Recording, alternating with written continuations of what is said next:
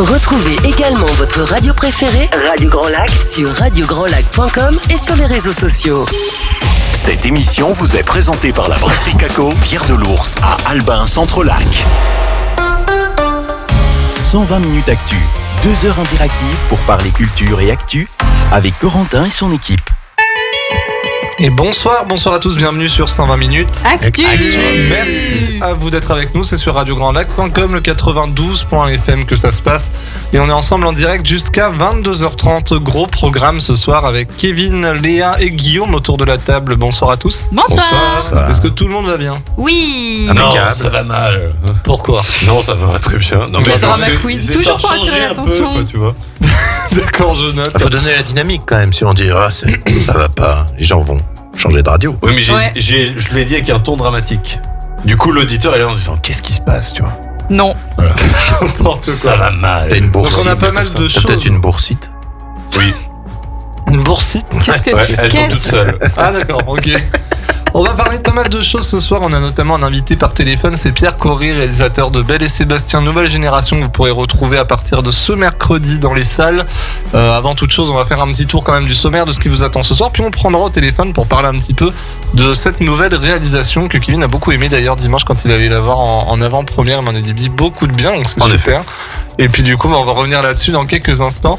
On va faire un peu le tour avec les chroniques de ce soir. Léa, de quoi tu vas nous parler? Et j'ai préparé un petit quiz sur Molière, puisque cette année c'était les 400 ans de Molière. Et ensuite des petites news littérature avec des petits conseils de lecture. Voilà. Guillaume. Quelques petites journées mondiales, comme d'habitude. On reviendra sur un événement assez historique, marquant de l'histoire de France aussi, qui a eu lieu le 15 octobre 1894. Et puis nous aurons le portrait de la semaine, comme d'habitude. Eh ben merci bien. Et de ton côté? Moi, ce sera toujours les news cinéma. Et puis, côté sortie, on reviendra très rapidement sur celle de la semaine dernière et un peu plus profondément sur celle de cette semaine avec Simone, le voyage du siècle, le petit Nicolas ou encore Halloween Ends. Alors de mon côté, j'étais censé vous parler musique ce soir, mais j'ai omis mes fiches, mais je vais vous parler à peu près de ce que j'avais en nouveauté en tête là de cette semaine. Donc bon, il y a quand même un petit peu de contenu dans ma tête, ça va, je suis pas encore tout à fait sénile. Un peu de contenu dans ta tête, c'est bien. Ouais, ça m'arrive. Et on va parler dans pas longtemps là avec Pierre Corré de son nouveau film Belle et Sébastien. On s'écoute un petit extrait de la bande-annonce avant toute chose.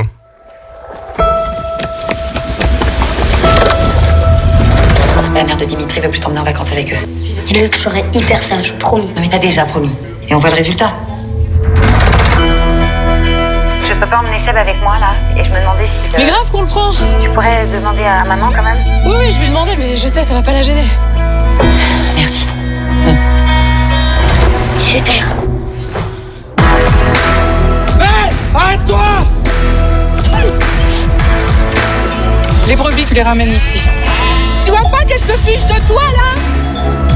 C'est quoi, ce chien? Purée. Elle est imprévisible, cette chienne. C'est un chien dangereux, ça. Elle est pas faite pour ça, elle a besoin de grands espaces. Belle. Alors là, tu rêves, ma grosse.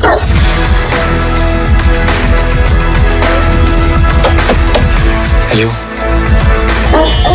Attends, j'arrive. T'es courageux et t'as mauvais caractère. T'es un vrai berger. Elle est tchèque. C'est pour mon instar. Ça intéresse quelqu'un, le chien qui mange? Vous êtes au courant pour ma chaîne? Je te jure, c'est pas nous.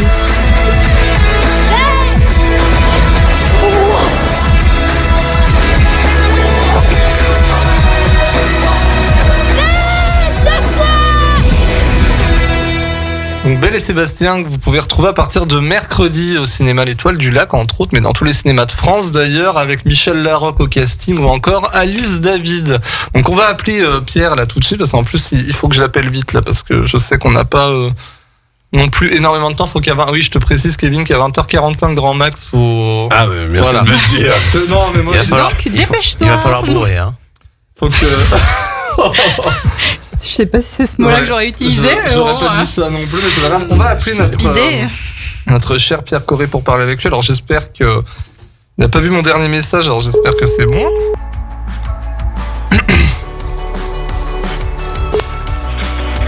Corentin. Oui, Pierre. Ouais, c'est Pierre, ça va? Ça va et toi? J'ai presque fini. Est-ce que tu peux m'appeler ou c'est compliqué dans 10 minutes, tu Eh crois? ben non, c'est tout bon, ça me va, nickel. Ok. Allez, à voilà, toutes. non, à tout de suite. Merci. Eh ben, C'est les aléas du direct, hein. oui, parce que en fait, il est actuellement en train de présenter encore son film dans des salles, donc c'est pour ça. Du coup, dans 10 minutes, ça nous laisse le temps de faire quoi en 10 minutes? Ça nous laisse le temps de parler, allez, peut-être du problème de cette semaine, terrible problème, mais qu'est-ce que c'est bien pour la planète, pénurie d'essence.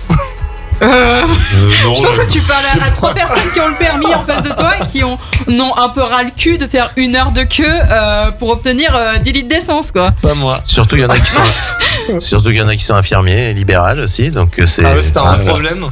Non, en vrai, ça va. Mais toi, J'y vais t'es tard. pas prioritaire Moi en aussi. plus de ça? Non, ça c'est un mythe. Ça. Ah, c'est un mythe? Non, oui, bien sûr, c'est un mythe. Non, mais j'y vais tard, en fait, souvent quand je finis à 20h. Oui, alors j'ai une anecdote, notre ami Kevin qui a dû siphonner, Ah oui. qui a siphonné le camion de son papa. Oui, un avec son matin. accord, je précise. Mais non, ça m'a permis de me sauver pendant quelques jours. Et puis, parce que nous avons assisté mardi soir au ciné-concert du Grand Bleu. Et juste après ces concerts, donc c'était minuit et demi, j'ai pu trouver une station d'essence sur autoroute qui avait de l'essence. Et du coup, j'ai pu faire mon plein. Donc, on a passé une agréable soirée en présence d'Eric Serra, que nous avons rencontré, donc le compositeur de musique du Grand Bleu, mais aussi de Nikita, le compositeur attitré de Luc Besson, en gros. et aussi de GoldenEye, fabuleux James Bond avec Pierce Brosnan. Et donc on a pu faire des dédicaces et puis on a assisté du coup à la projection du film Le Grand Bleu avec du coup l'orchestre sur scène. C'était vraiment du plus bel effet. Qu'en as-tu pensé, toi, Guy? Bah, ça fait vraiment une plus-value. Alors, au début, c'est marrant parce que t'es vraiment fixé, tu regardes les artistes en train de jouer, tout ça. En plus, il y avait des petits effets de lumière.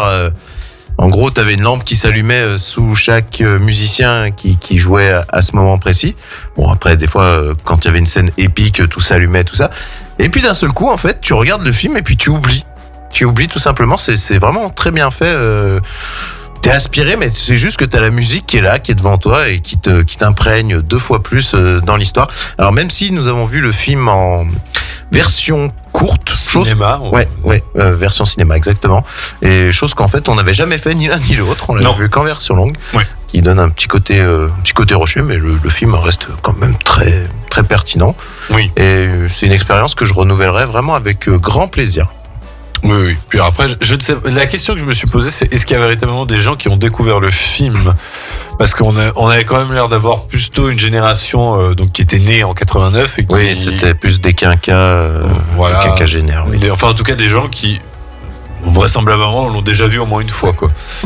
Donc, Par contre, oui, c'est ce qu'on disait, c'est qu'à mon avis, il faut au moins avoir vu le film une fois. Alors parce que même si le mixage est bien fait et qu'on entend quand même la voix, les dialogues et ce genre de choses, je pense quand même que si tu connais pas l'histoire, tu peux avoir quelques petits loupés. C'est sûr que tu ne vas pas regarder genre Inception pour la première fois en ciné-concert. Non. Voilà. Non, puis c'est vrai. Enfin, franchement, je suis content moi d'avoir véritablement découvert le film directement en version longue et pas sur la version cinéma, parce qu'il y a certains personnages qui sont un peu rushés, qui paraissent un peu égoïstes, alors qu'en fait ils le sont pas tant que ça, quoi. Donc c'est un peu dommage, mais bon. Tu as déjà vu Le Grand Bleu? On se posait la question, cher Corentin. Non, le pire c'est que je crois que je l'ai jamais vu. C'est vraiment un très, de toute façon, je l'ai vu quand j'étais gamin avec mes parents à la télé, mais sans, tu vois, m'en rappeler, parce que tu t'en souviendrais. C'est quoi l'histoire déjà? C'est l'histoire de Jacques Mayol, en fait. C'est des plongeurs apnéistes. Ça parle, alors c'est vocal. Ah oui. Alors c'est l'apnée, c'est l'apnée sportive. Enfin, c'est encore un truc vraiment très particulier où ils descendent très profondément, et c'est la rivalité en fait entre, on va dire presque 2 frères ennemis, quoi. Oui, enfin. On va dire, ils se détestent pas. Ils se détestent pas, mais ils se tirent la bourre pendant plusieurs compétitions. Il y a l'orchestre qui fait toute l'instrumentale du film, c'est-à-dire même pendant qu'il parle? Oui. Donc, du coup, c'est pas un peu compliqué, non? Eh ben non, justement, parce que ce que je disais, le mixage est vraiment très très bien fait. Alors peut-être que tu peux louper un dialogue ou deux, d'où une phrase. Ouais, mais je veux dire, non, c'est impressionnant. Puis même, tu as une scène où lorsque Jacques Mayol bat le record du monde, tu as une montée vraiment en puissance de la musique avec un effet de... En gros, faut pour te faire une image, en fait, il remonte vraiment, et c'est un peu... T'as une scène au ralenti, c'est un peu la célébration, et c'était tout... Les effets de lumière étaient vraiment synchrones, et ça montait en puissance, et vraiment très très cool. Et je pense qu'on n'a pas ce problème-là, par exemple, parce que là, il y a beaucoup de ciné-concerts sur le Seigneur des Anneaux. Je pense qu'il devait être diffusé en VO, du coup t'as les sous-titres, donc au final tu t'en fous de savoir si tu n'entends pas les dialogues ou pas. Mais je veux dire... Là en soi ils auraient pu peut-être... J'y ai pensé me disant, pourquoi ils ont pas mis peut-être des sous-titres à la rigueur? Bah parce que c'est un film français de base, donc je pense pas qu'ils allaient le mettre en anglais, même si je crois qu'il avait été tourné en anglais. Ou mettre, même s'il était en français, mettre quand même les sous-titres au cas où, s'il y a certains moments... mais bon, après normalement ils ont dit qu'il y a un ordinateur qui... En fait ils ont un ordinateur spécial qui gère le mixage entre son concert et son film, et ils ont un ordinateur en plus qui gère s'ils sont légèrement décalés par rapport au film. Non. Donc ils ont l'air d'être assez pépères pour faire leur musique, quoi. Bah oui, mais en plus, tu sais, tu as dans la BO du Grand Bleu, t'as des effets, baleines. T'as des bruitages de baleines, de dauphins, Voilà. de choses comme ça. Et je me demandais justement s'ils allaient... Et en fait, c'est un mec qui appuie sur les boutons pour. T'imites ou j'imite? Pardon. T'imites ou j'imite? Non, ça sera pas, ça va être difficile. Comme Dory. Ah ouais. On dirait mon chien qui bâillait. Voilà, non, mais c'était. Vous avez l'air d'avoir passé une bonne soirée. Bah, surtout Eric Serra, moi c'était un compositeur que j'apprécie énormément. Qui est mal en point, c'est ça? Non, alors, il se remet. Alors visiblement, il a eu un cancer assez récent. Ouais, c'était il y a 6 mois, je crois. Coup sur coup avec le Covid, donc on peut pas trop. Voilà, on a pu prendre des photos, mais il faut rester un peu loin parce que je pense qu'il doit avoir un système immunitaire assez faible, donc il fallait. Quand on dit un peu loin, c'était juste qu'il y avait une table entre nous, quoi. Mais on pouvait pas taper, enfin on pouvait pas les serrer à la pince ou des trucs comme ça, quoi. Mais très sympathique et surtout, lui, il a accepté de faire dédicace de tout ce qu'on voulait. Ah oui, on est arrivé, il disait bon, bah, qu'est-ce que vous voulez? Moi, je suis arrivé avec mon Blu-ray, mon CD. J'ai hésité à lui en sortir d'autres, mais bon. Et c'est vrai qu'avant moi, il y a que des gens qui avaient fait dédicacer des trucs du Grand Bleu. Alors moi, sur mon Blu-ray Nikita, il fait ah tiens Nikita. Enfin voilà, mais il a pas dit. Alors, non, je vais vous dire, il a dit c'était un bon film ça, quand même. Oui, puis non, il a dit ça, puis après il a regardé le truc en disant. Mais ça c'est le film. J'ai dit oui. Il pensait peut-être que je lui faisais signer à BO, j'en sais rien. Et puis moi je suis arrivé avec Léon derrière. Léon. Ah donc t'as fait quand même pas mal de bons. Et la semaine prochaine nous serons au Festival Lumière avec notre très cher Kevin. Et oui, et j'aurai peut-être la chance de voir Steven Spielberg, Monica Bellucci. Peut-être même prendre la douche avec eux. Guillermo del Toro. Voilà. Et puis normalement toutes les stars qui sont invitées aussi pour la remise du prix Lumière. Tu verras, il y a quand même du beau monde. Hein. Alors déjà je préviens, c'est que je vais voir le fils de Clint Eastwood. Donc si Clint débarque au concert de son fils pour faire coucou, je décède. Et si Eva Green débarque pour la remise du prix pour Tim Burton, surtout qu'il y a sa mère Marlène Jobert qui sera présente. Là, je double décès. Il va pour présenter quoi, Tim Burton? Il vient pour mercredi? Alors non, c'est un festival qui met à l'honneur en fait soit un acteur, soit un réalisateur, et donc c'est en gros un festival. C'est un festival qui lui est dédié. Ouais. Et après ils mettent à l'honneur des fois aussi certains autres réalisateurs où ils font des rétrospectives, mais c'est vraiment.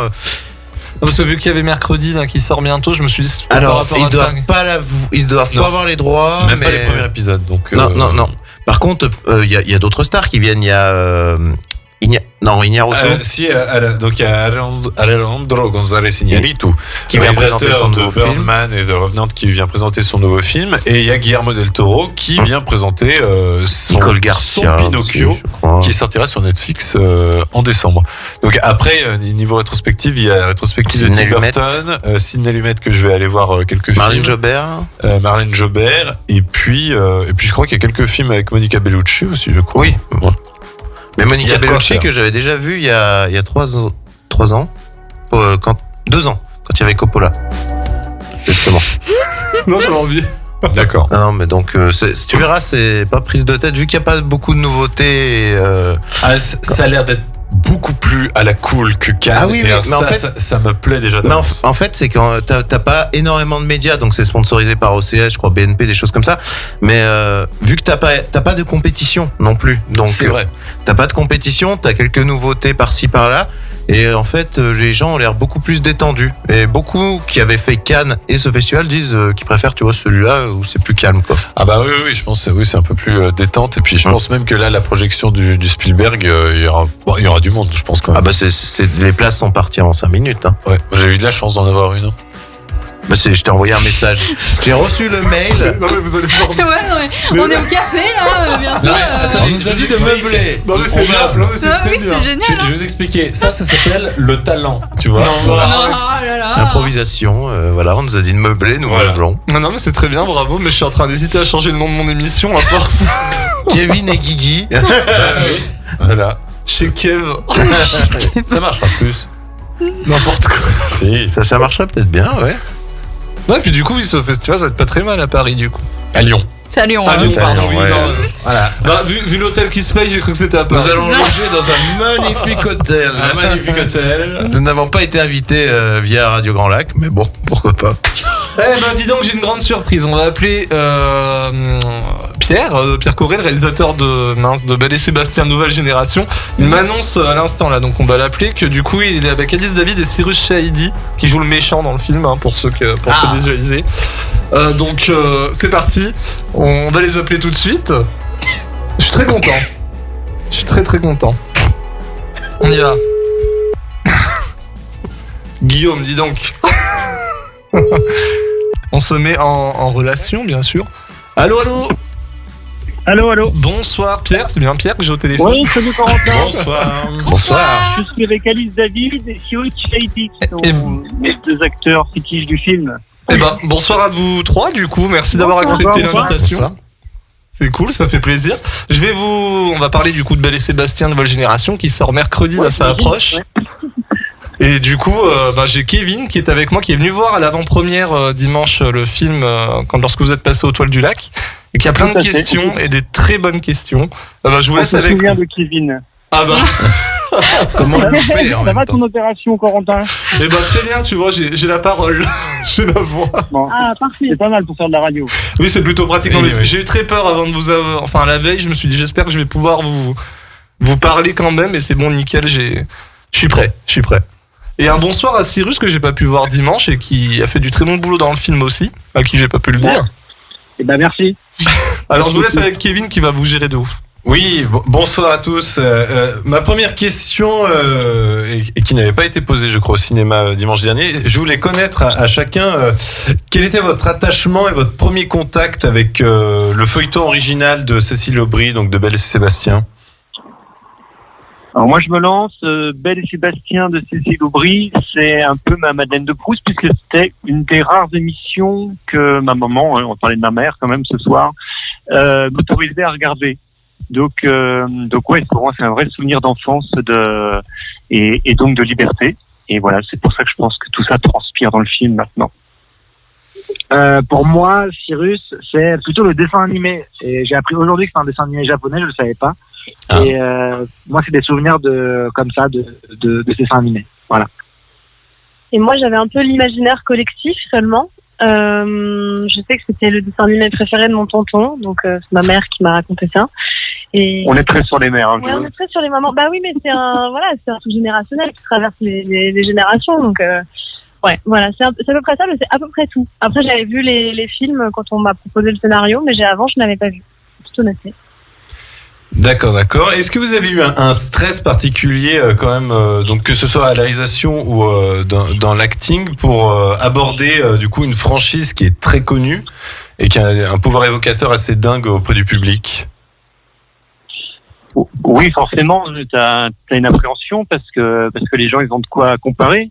Les gens ils ont leur Sébastien préféré. Il y en a c'est Mehdi, d'autres c'est Félix, d'autres c'est peut-être même le petit garçon du dessin animé, je ne sais pas. Donc oui, forcément, il y a proposer un nouveau Sébastien, c'est déjà un défi.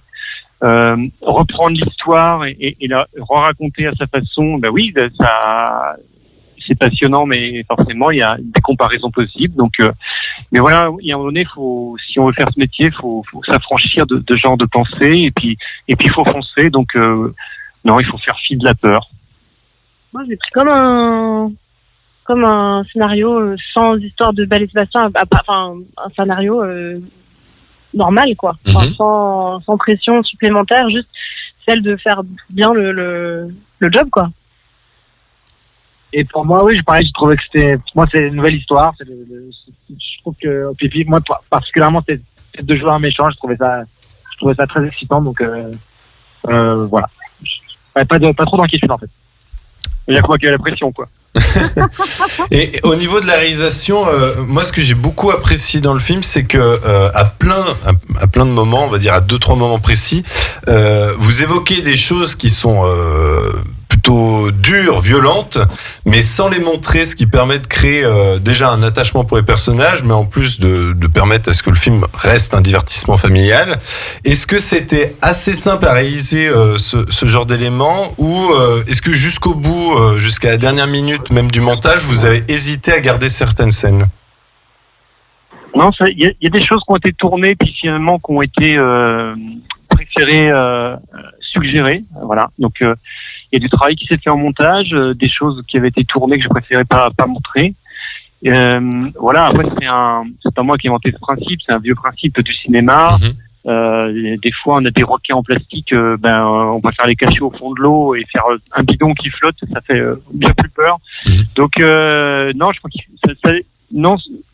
Oui, pour le public familial, pas montrer de la violence, mais finalement, avec le son, on voit des gens qui s'accrochent au fauteuil parce qu'ils imaginent le pire, quoi. Donc c'est un bon procédé, je crois.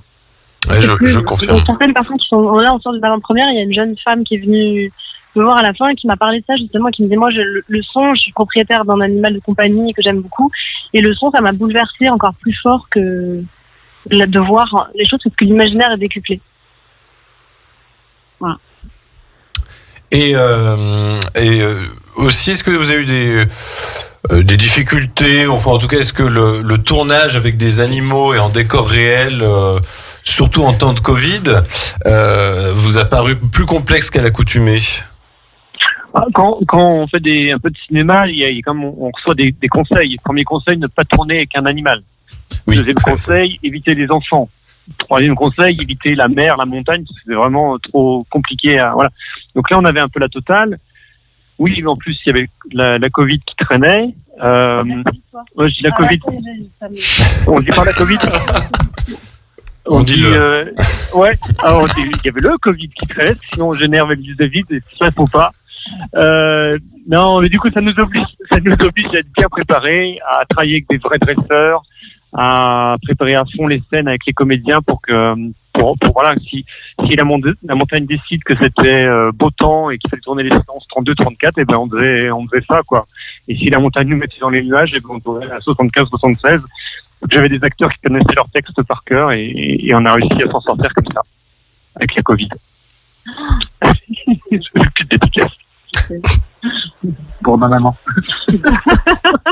D'ailleurs, le tournage avec les enfants, c'est pas votre première fois, parce que j'ai pu aussi voir votre premier film live action qui était L'Aventure des Marguerites, qui est très réussi et que je conseille également aux auditeurs. Vous avez eu un sentiment de différence d'approche entre les deux films, même si c'est finalement deux adaptations? Oui, c'est très différent. Sur l'Aventure des Marguerites, c'est une BD formidable de Vincent Cuvelier et de Robin. Mais j'étais très libre dans l'adaptation. Personne ne m'attendait dessus. Je travaillais avec une actrice quand même plus âgée qui avait 13 ans, donc elle avait une maturité très différente d'un jeune acteur de 10 ans. Donc ça, c'était un vrai palier. Mais voilà, là, quand on s'attaque à un monument du patrimoine cinématographique comme Belle et Sébastien, forcément, ça implique d'autres choses. J'ai plus de passages obligés. Et puis oui, je travaillais avec un enfant plus petit, beaucoup plus d'animaux.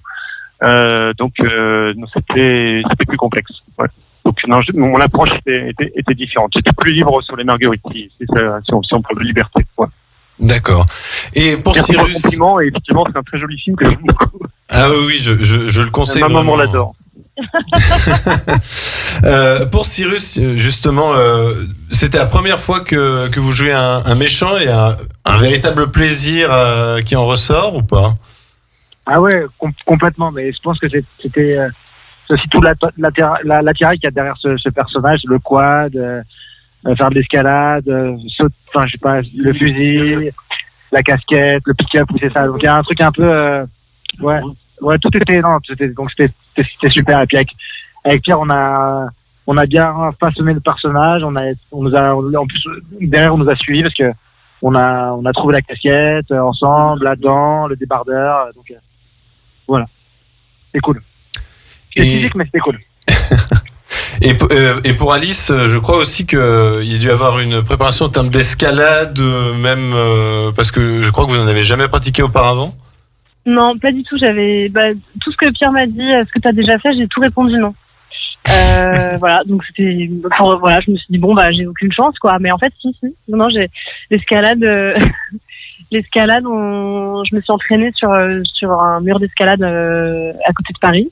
Et c'était assez surprenant de passer de la voie artificielle à la voie naturelle, qui était en plus pas une vraie voie, ce qui était une voie qu'on a fabriquée pour le tournage. Donc c'était assez particulier. La première fois, ça m'a fait un peu bizarre. J'ai 2-3 morceaux de pierre qui me sont restés dans les mains, donc j'étais pas hyper... de roche, ouais. 2-3 morceaux de roche qui me sont restés dans les mains. C'était un peu surprenant, je vous cache pas. Mais non, après c'était super. En fait, c'est ça qui est génial, c'est qu'on doit apprendre des choses de manière un peu accélérée quand on doit les intégrer dans un film, et je trouve ça très riche. Et voilà, moi j'ai continué un peu l'escalade après, la guitare, je me suis acheté une guitare à la sortie du film. Ah oui, c'est vrai. J'ai pas pris de mouton encore, mais voilà, peut-être pourquoi pas dans quelques temps, on sait jamais. Cyrus ne se place plus qu'en quad, par exemple, donc voilà. Paris, c'est un peu relou. Oui. Et enfin, pour finir, parce qu'on invite évidemment tous les auditeurs à aller voir le film en salle dès mercredi prochain, je voulais vous demander quels étaient vos futurs projets à chacun. Et moi, c'est en écriture, c'est encore embryonnaire, mais il y a pas mal d'idées qui arrivent, voilà, et puis le succès du film, donc merci public si vous y allez, ça m'aidera à monter le prochain. Si jamais vous venez nombreux dans les salles, peut-être Belle et Sébastien Nouvelle Génération, la suite, ce serait super. Et moi j'ai un téléfilm France 2 avec Clovis Cornillac et Caroline Anglade qui est aussi dans Caroline Anglade dans Belle et Sébastien. Oui. Mais je ne sais pas encore la date de sortie, mais qui sera sur un autre sujet un peu plus sombre cette fois-ci. D'accord. Voilà, et moi j'ai pas mal de projets en post-production, mais j'ai aucune date de sortie. C'est des projets un peu plus, c'est des films d'auteur un peu plus indépendants. C'est moins grosse machine que Belle et Sébastien, mais très joli film. Et voilà, donc pas encore de date.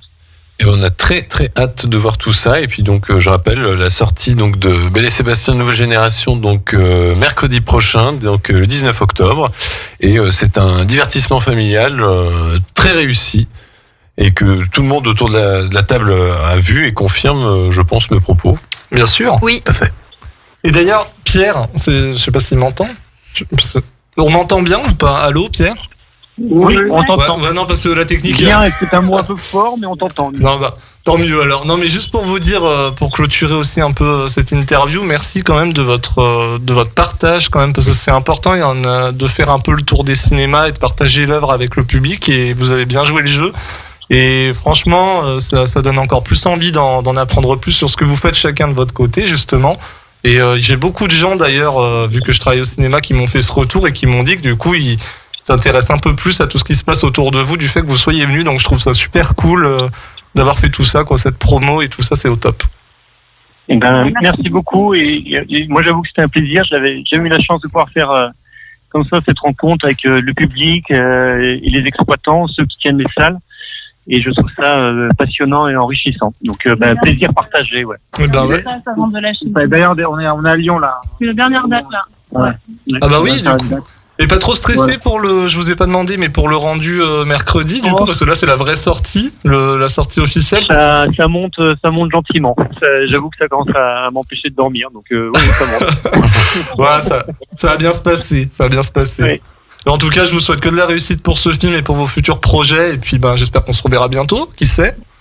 Et puis, on sait jamais. Ce sera avec grand plaisir, en tout cas. Merci plaisir. beaucoup. Merci à vous. Merci beaucoup. Bonne soirée. Bonne soirée. Au revoir. Et on est tout bon. C'était sympathique, hein. Bravo, Kevin. Bravo, Kevin. Bravo, Kevin. Merci. Une vocation est née, là. Non, mais il est bon, hein, t'as vu? Il est très très bon avec son air. Alors, que pensez-vous? Très professionnel. Non, c'était parfait. Je me moque de toi là, mais c'est. Merci. T'as mérité une petite chanson pour la peine. James Bond. On se retrouve dans quelques instants. On va parler des sorties ciné de cette semaine, ce qui s'est passé, pour rester un peu dans la même vibes avec des news. Les news. On va parler morts. À tout de suite sur 120 minutes. Actu. 120 minutes actu. 2 heures interactives pour parler culture et actu avec Corentin et son équipe. Et de retour sur 120 minutes Actu. Merci à vous d'être avec nous sur radiograndlac.com, le 92.fm. On est ensemble en direct jusqu'à 22h30. On a eu à l'instant Pierre Corré, Alice David et Cyrus Chahidi qui nous ont parlé de leur film Belle et Sébastien, nouvelle génération, qui sortira donc ce mercredi 19 octobre. On le rappelle vite fait en passant, ça coûte rien de le faire. Donc merci Respire. à eux et avec une sublime interview de Guillaume. Non, la santé, moi c'est Kevin. Mais ça t'apprendra à me regarder mal. Non, Oh, ça t'irait bien, Guillaume. À César ce qui est à César. Non, Kevin a magnifiquement mené la table. Allez, cessez de parler de moi, parlons de mon œuvre. Et on va parler des news extrêmement positives de cette semaine sur le monde du cinéma. On y va. Voilà, c'est... t'as pas une musique d'enterrement, histoire qu'on chiale tous? Je peux trouver ça. Voilà. Nous avons appris le décès mardi dernier à l'âge de 96 ans d'Angela Lansbury, éternelle Jessica Fletcher dans la série Arabesque, qui a bercé mon enfance et que je regarde encore maintenant avec énormément de plaisir. Amazon Prime ou Netflix, dépêchez-vous quand même pour récupérer les droits en ce moment, ça urge. Elle était, Angela Lansbury, aussi inoubliable dans les productions Disney, comme L'apprentie sorcière, Le retour de Mary Poppins ou encore le dessin animé de La Belle et la Bête, où elle prêtait sa voix à Miss Samovar, la théière, et chantait donc en VO la chanson Histoire éternelle. Voilà, tout le monde s'en souvient, c'était formidable. C'est l'une des dernières grandes légendes d'Hollywood, de la télévision et aussi de Broadway, qui nous quitte donc, ne laissant désormais que Dick Van Dyke, par exemple. Autre décès, malheureusement survenu hier, c'est l'acteur Robbie Coltrane, âgé de 72 ans, connu pour avoir incarné le personnage de Valentin Zukovsky dans 2 volets de la saga James Bond, GoldenEye et Monde ne suffit pas, mais aussi surtout pour son rôle d'Hagrid dans tous les films d'Harry Potter. C'est une partie de notre enfance qui s'en va, et sa déclaration dans le documentaire des 20 ans de la saga Harry Potter, disponible depuis le début de cette année, était finalement prémonitoire, annonçant qu'il ne sera pas toujours là, mais qu'Hagrid le sera toujours. Un peu d'émotion autour de cette table pour ce décès. Chie dans l'autre et voilà qu'elle se remplit la première.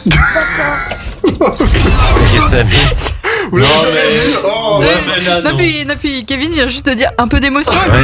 C'est pas très respectueux, très cher. Oh là, ça va, c'était un extrait d'Harry Potter. Non, mais disons que pour Robbie Coltrane, moi je suis plus touché parce que Valentin Zukovsky, parce que je suis très fan de la saga James Bond, mais c'est vrai quand même qu'il brillait dans son rôle d'Hagrid. C'était pas vrai le rôle principal, mais tu vois, c'était quelqu'un qui était toujours là, présent, tout le temps là, à soutenir Harry et ses amis. Et c'est vrai que il y a quelque chose vraiment d'attachant avec ce personnage qui est mi-géant, si je dis pas de mi-géant, mi-humain. Oui. Oui. Mi-géant. Oui, et qui est très très attachant et qui provoque à plusieurs moments des émotions, mine de rien. Donc, il fait chier, lui. C'est un grand regret, Robbie Coltrane. Léa, Quentin, une réaction? Oui, bon, moi c'est juste que c'est... on a une private joke avec certains de mes amis avec Tu es un sorcier, Harry. Et faire des blagues. Non, mais c'est juste que voilà, on sort tout le temps ça. Et voilà. Et ben moi non, si ça m'a ému. Bah d'ailleurs en plus il m'a dit ça, on allait voir Halloween Ends quand Kevin m'a sorti ça comme ça. Et soirée de merde jusqu'au bout. Mais non, c'est vrai que ça m'a choqué. Et après coup, en fait, ce qui est choquant, peut-être que le mot choqué est fort, mais en fait, c'est que ça t'impacte quand tu te dis que t'as grandi avec ces films. Moi, j'ai vu le premier, j'avais 6 ans, je crois, peut-être même plus jeune. Je sais plus à quel âge j'avais, il date de quand le premier Harry Potter? 2001. Moi, j'avais 6 ans. 2001. Ouais, donc j'avais 5 ans, quand je suis allé voir le premier. Et tu grandis avec ce personnage, et forcément, alors déjà que quand Rogue était mort, là, l'acteur de Rogue, Alan Rickman était mort, ça m'avait fait bizarre. Il y a lui, et puis alors le jour où ce sera McGonagall, vous allez le perdre. C'est sûrement la prochaine sur la liste. Désolé, j'aurais perdu toutes mes mamies de cœur déjà que j'ai perdu Angela Lansbury. Et on sait de quoi il est décédé ou pas, par contre? Non, alors on sait que malheureusement il était en fauteuil roulant, mais apparemment c'était lié à une opération des hanches, donc normalement c'était juste temporaire, mais je pense qu'il y a d'autres soucis de santé. Et puis c'était une gueule vraiment, ça je voulais ajouter. En fait, oui, c'est une gueule que tu retiens dans le cinéma des fois. Ce sera très difficile de nous refaire un Hagrid dans 20 ou 30 ans avec un autre acteur. Très difficile. En fait, des fois, tu sais, dans le cinéma, t'as un peu les acteurs principaux, parfois trop lisses, alors que là, des fois, t'as des gueules un peu marquées que tu te souviens. Est-ce qu'ils oseront retoucher Harry Potter dans 20-30 ans? Oh oui. Dans 20-30 ans, il y aura plus d'eau. T'inquiète pas que dans moins de 50 ans, t'auras un reboot du Seigneur des Anneaux et de Harry Potter.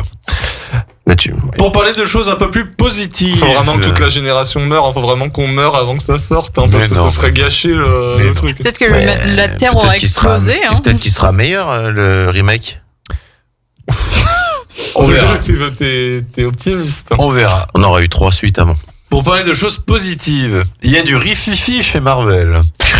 Comme dit il y a 15 jours, Blade a perdu son réalisateur et son scénario semble carrément ne pas être fini, voire même devoir être recommencé depuis le début. Résultat, Blade ne sortira pas l'année prochaine et enclenche une série de reports dans le calendrier Marvel. Donc Blade sortira finalement le 4 septembre 2024, Deadpool 3 le 6 novembre 2024, Les 4 Fantastiques le 12 février 2025 et Avengers Secret Wars, soit Avengers 6, sortira non pas le 5 novembre 2025 mais le 29 avril 2026. Ainsi, il y aura donc un an d'attente entre Avengers 5 prévu en avril 2025 et Avengers 6. Nous avons appris aussi quelques rumeurs, comme celle qui annonce Harrison Ford dans le rôle du colonel Ross dans les films Captain America 4 et Thunderbolts, remplaçant ainsi William Hurt qui nous a quittés en début d'année. Il serait également possible qu'un Spider-Man 4 sortirait le 12 juillet 2024. Selon les rumeurs, cette suite serait étroitement liée à la série Daredevil Born Again, qui sortira début 2024. On peut donc penser que le 4e volet comporterait la présence de Daredevil, du Caïd et certains avancent aussi la présence du symbiote, afin que Spider-Man ait son costume noir au sein des volets 5 et 6 d'Avengers. Pas de confirmation pour l'instant, mais quand tout cela sera annoncé, je ne manquerai pas de vous en informer. Est-ce qu'il y a des gens qui sont chauds? Ça fait tard, là, je pensais. Ça fait loin pour un Avengers. J'étais après me dire, justement, le premier, c'est quoi? C'est 2012. Après, ça a quand même pas mal enchaîné, mais là, ça va faire 6 ans sans un Avengers. 2019 Oui, c'est vrai. Donc c'est juste c'est ça, pas en fait. plus mal, hein. Ouais, mais un peu de... Ils en ont pas encore trop besoin. Alors, je n'ai qu'une peur par rapport au report de Blade. En fait, moi, je vais être plus cash. Ça se trouve, j'ai plus l'impression qu'ils n'avaient pas de scénario. Oui, j'ai l'impression et que voilà, ils se sont dit, on reprend à zéro. Parce que c'était qui le réalisateur de base? Alors, tu fais bien de me le dire, c'était un sombre inconnu, pour pas dire de bêtises. Si même un sombre inconnu se tire. Stephen Norrington. D'accord. Non, Stephen Norrington, c'est le réalisateur du premier oui. Blade. Oui, c'est non, c'était... attendez, hop. Bassam Tariq. Voilà, tout à fait. Non, mais en fait, le seul truc qui fait peur dans ce décalage, c'est qu'ils vont encore nous coller un Spider-Man 4 en plein milieu en 2024. En 2024, 2 semaines avant Thunderbolts. Donc ce qui veut dire qu'il faut oui. Fais gaffe à comment tu vas parler là de Spider-Man. Non, mais ce que je veux dire, c'est qu'on risque encore d'avoir une histoire rushée parce que on est fin 2022. Ouais. Donc il va falloir pondre un scénario en 6 mois. Ouais. Allez, même pas. Ça veut dire qu'il faut commencer à tourner l'année prochaine absolument. Oui. La post-prod. Quelle date t'as dit pour 2024? Pour Spider-Man? Oui. 12 juillet. Oh putain. Et en plus, ils mettent même pas en fin d'année. Ça veut dire, tu te rends compte, là, la production, ça va être je le sens. Puis en plus, tout ce qu'ils veulent mettre. 2024, hein, ils ont le temps. Non, mais attends, on est en octobre, on est mi-octobre. Ça veut dire qu'il faut lancer un scénario. Mais attends. On n'en sait rien. Ça se peut, le scénario, il est déjà fini. Hein. Je l'espère. Mais en tout cas, pour quand même des grosses machines comme ça, il y a un sacré travail de pré-production. Oui, enfin, ça fait longtemps qu'ils ne font plus trop, le travail de pré-production. Ouais. On a bien vu Thor et compagnie dernièrement. Oui, mais c'est justement ce que je te dis. C'est ce la qualité n'est pas au rendez-vous. No Way Home était assez rushé en termes de production. Bien sûr. Le scénario, je crois qu'en un mois, c'était... No Way Home, ils ont fait ça a été complètement rushé. Les effets spéciaux, ils n'étaient pas terminés une semaine avant la publication. Après, le film reste divertissant. Mais peu mieux, on est bien d'accord, c'est quand même peu mieux faire. Et le seul souci, c'est que là, on s'attendait peut-être à ce qu'ils prennent leur temps. Et ça sent encore le film rushé. En plus, Tom Holland, il devait pas prendre une bonne pause. Finalement, il va pas être si long. C'était 2022. Puis on va risquer de lui proposer encore Uncharted 2, des machins comme ça, je pense. Donc, Uncharted 2, je suis surpris qu'il n'a pas encore été annoncé, parce que le film a bien marché. Après, il y a qui? Le symbiote et... Il y aurait Daredevil. En fait, l'histoire serait liée à la série Daredevil qui sort 3-4 mois avant.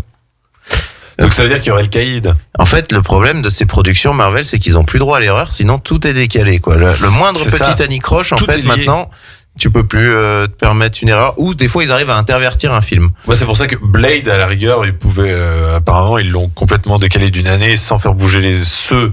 Oui, il doit pas avoir beaucoup d'importance. Parce que il a l'air d'être assez à part. Oui, mais par exemple, il y a certains films qu'ils arrivent à échanger, genre Doctor Strange, à la base, devait sortir avant Spider-Man No Way Home. Tout à fait. Ouais. Et qu'ils ont changé un peu pour que ça coïncide à peu près. Après, bon. Voilà. Pour finir, il y a de la suite dans les idées. Nous avons eu cette semaine la confirmation de 2 films dont la sortie est prévue prochainement. Pour commencer, Expendables 4, qui sera le dernier volet avec Sylvester Stallone, ce dernier souhaitant que Jason Statham prenne la relève. Alors que le tournage a eu lieu l'année dernière et que moi-même, à Cannes, j'ai vu des affiches du dit film, il ne sortira pourtant que le 22 septembre 2023. Il sera réalisé par Scott Waugh, réalisateur de Need for Speed, c'est pas bon signe. Et le cast sera donc composé de Sylvester Stallone, Jason Statham, Dolph Lundgren, mais aussi des nouveaux comme Megan Fox, 50 Cent, Andy Garcia ou encore Iko Uwais, le héros des films The Raid. Donc why not, mais bon, ça s'annonce quand même pas très glorieux, tout ça. C'est pas.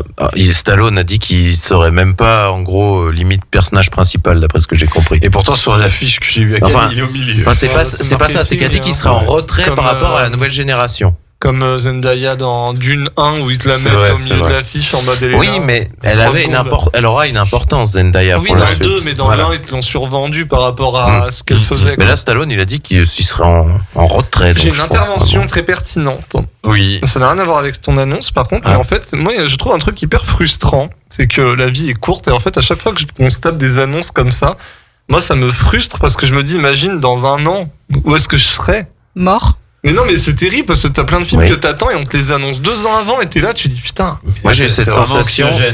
Moi j'ai eu cette sensation 2 fois. C'était avec The Dark Knight Rises, parce qu'en plus il sortait en 2012 et quand on annonçait la fin du monde. Techniquement c'était avant. C'était avant. Je disais, pourvu que je sois encore vivant et pour la fin de Game of Thrones. Je disais, bon, si je peux voir la fin de Game of Thrones, c'est bon, après. Quand je me suis réveillé de mon opération, je dis la première chose à laquelle j'ai pensé, c'est Jamie Lee Curtis et Halloween Ends que j'allais pouvoir voir la fin. Bah, si j'avais su, je serais resté mort dans le Ça se peut, t'es toujours pas réveillé. C'est un mauvais cauchemar. T'es toujours dans un rêve. Autre suite, après le crime de l'Orient Express et Mort sur le Nil sorti cette année, Hercule Poirot, incarné par Kenneth Branagh, sera de retour. Ce dernier revient devant et derrière la caméra pour A Haunting in Venice. L'intrigue sera la suivante. Donc, dans la Venise sinistrée de l'après-guerre, la veille de la Toussaint, un terrifiant mystère va marquer le retour d'Hercule Poirot sur le devant de la scène. En exil volontaire dans la Sérénissime, Poirot, désormais à la retraite, assiste à contre-cœur à une séance de spiritisme dans un palazzo désaffecté et soi-disant hanté. Lorsqu'un des invités est assassiné, le célèbre détective se retrouve propulsé dans un sinistre monde empli d'ombres et de secrets. Le casting autour de Kenneth Branagh sera composé de Jamie Dornan, Tina Fey, Kelly Reilly, qui est formidable dans Yellowstone, Michelle Yeoh et aussi Camille Cotin, notre Camille Cotin nationale, qui décidément se fait un petit nom à l'international. Et sortie prévue du film le 13 septembre 2023. C'est bientôt en vrai. Bah oui, sauf que lui, le film n'est pas encore tourné. Il le tourne. Ouais, mais c'est des trucs rapides. Il tourne dans un mois. Bah oui, parce que comme on a pu pu voir, huis clos souvent. Comme on a pu voir dans Mort sur le Nil, c'est que même quand il y a des extérieurs, c'est tout en studio. Et c'est assez dégueulasse. Ce qui est surprenant, c'est qu'ils feront une suite après Mort sur le Nil. Bah, le film, en fait, le film a moins bien marché que le crime de l'Orient Express, mais étant donné que c'est des films qui ne coûtent pas cher. Et qui, je pense, ça a quand même plutôt bien marché. Ce qui coûte cher, c'est le casting, surtout. J'ai préféré Mort sur le Nil à l'Orient Express. Je préfère l'Orient Express quand même. Mais en soi, moi, ça me dérange pas d'avoir un petit Hercule Poirot annuel, parce que du coup, là, ce sera coup sur coup. Franchement, ça me dérange pas. C'est assez agréable à regarder. Et surtout que là, c'est une adaptation d'Agatha Christie, mais ce n'est pas un roman à la base d'Hercule Poirot. Donc, il risque d'avoir un peu plus de liberté que les traditionnels et classiques Crime de l'Orient Express et Mort sur le Nil. C'est tout pour les news. Ça peut leur coûter cher aussi selon ce qu'ils font. Hein. C'est double tranchant aussi comme choix. Les fans de la première heure d'Agatha Christie sont morts. Bon. Et ben on se retrouve après cette intervention pour l'actualité musique. Tout de suite, c'est Celestial de Ed Sheeran. À tout de suite. 120 minutes d'actu. 2 heures interactives pour parler culture et actu avec Corentin et son équipe. Et de retour sur 120 minutes actu. On a perdu notre présentateur. Ouais, il est en roue libre. 9 ans de radio. Il est encore sous l'effet d'anesthésie Attention, en fait là. 3, 2, 1. 9 ans de radio. Je voulais faire cette blague en hors antenne, mais j'ai monté les micros. Ah, mais donc les gens ont entendu. Oui, les gens ont entendu. D'accord. Voilà. C'est pas grave, c'est des choses qui arrivent. Alors, en tout cas, vous êtes bien sur Radio Grand Lac. Ah, mais je pensais que tu... Non, pas du tout. 3, 2, 1, 9 ans de radio. Là, on va encore dire que nous sommes condescendants. Méprisants. T'as vu, moi j'ai pas dit. Hein, non, c'est ça, vrai. Voilà. Non, mais, en même temps, ça mérite moi, sanction. Moi je suis une véritable amie de Corentin. On se connaît depuis des années. Ouais. On a bossé ensemble. On a bossé ensemble réellement. On insultait les clients. Voilà, on insultait les clients. On est à la radio. Et vos clients vous écoutent. Mais c'est plus nos clients. On va.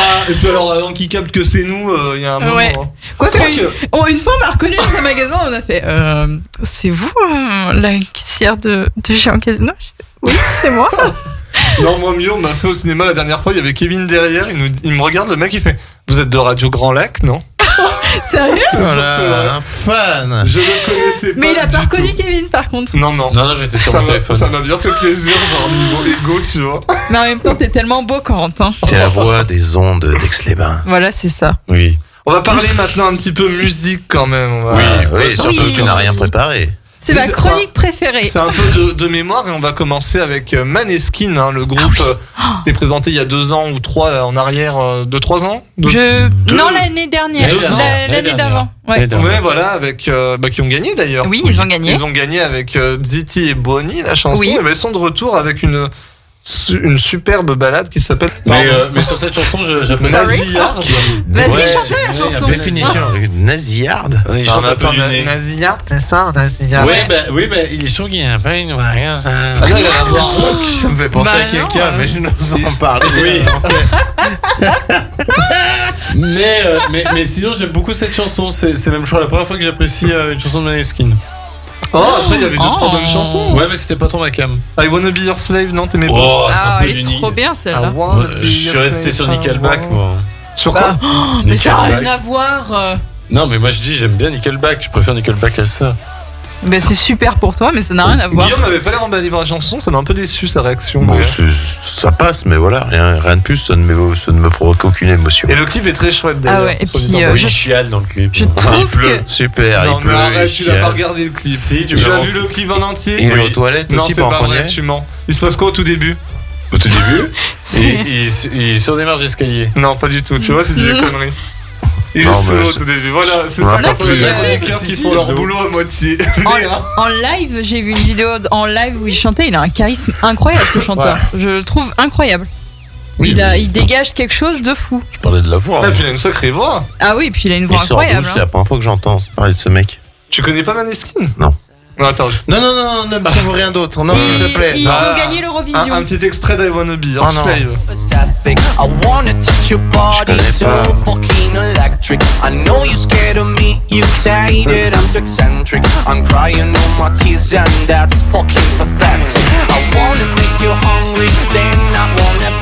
que Ingrid adore d'ailleurs et je l'embrasse. Ça a fait succès. Ça a fait succès d'ailleurs. Ça a fait succès cette chanson. Bien sûr, I Wanna Be Your Slave et Ziti et Bonnie, mais grâce du coup un peu à l'Eurovision. Hein, ça les et grâce à Ingrid surtout. Non, n'importe quoi. Pourquoi? Ah bah elle l'a chanté. Elle l'a chanté en direct. Mais qui c'est Ingrid? Allez, on salue Ingrid, notre ancienne. Qui c'est Ingrid? Comme quoi, quand les gens s'arrêtent de bosser dans une entreprise. Voilà. Ouais, c'est plus personne. Mais elle chante aussi, je croyais que c'était Fanny qui chantait. Non, maintenant elle fait des conférences en Allemagne. Voilà, c'est ça. Donc elle chante pas. Non, mais elle a chanté à la radio. Elle est chroniqueuse en Allemagne maintenant. Et elle a bien chanté? Je sais plus. Et on salue Ingrid. On passe à un autre artiste dont je vous ai beaucoup parlé. Ça y est, c'est la dernière fois que je vais vous parler de lui. Oh non. Putain, je quitte la radio. C'est la dernière fois que je vous parle de lui cette semaine parce que son album Charlie est disponible. On a entendu toutes les tracks maintenant, je pense. Oui. Non, pas tout à fait, puisque là je vais vous parler de son nouveau single, si j'arrive à en placer une, qui s'appelle Loser et qui est sorti avec un clip donc pour lancer ce nouvel album. I just can't win. I should've seen it all along. She was the one in a million. It hurts whenever someone says her name. When we were going off and on, I guess I really played it wrong. I should've never let her slip away. Oh, I'm such a loser. How'd I ever lose her? Oh, maybe I must have been out of my mind. Now I am a loser. Why'd I have to lose her?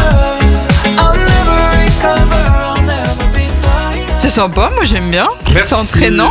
dis donc. Là, c'est pas la première fois que j'aime bien en plus. Hein, parce que j'ai été dur avec lui jusqu'ici. Franchement, après Charlie Be Quiet et Loser, je pense qu'il est lucide de quelque chose quand même. Ouais, je crois J'ai bien. envie de tenter peut-être un truc. Je pense qu'il est conscient qu'il se rapproche plus de la fin que du succès quand même. N'importe quoi. C'est sur une pente descendante. C'est son dernier album. Ouais, c'est l'album de la maturité. À date et à sortir.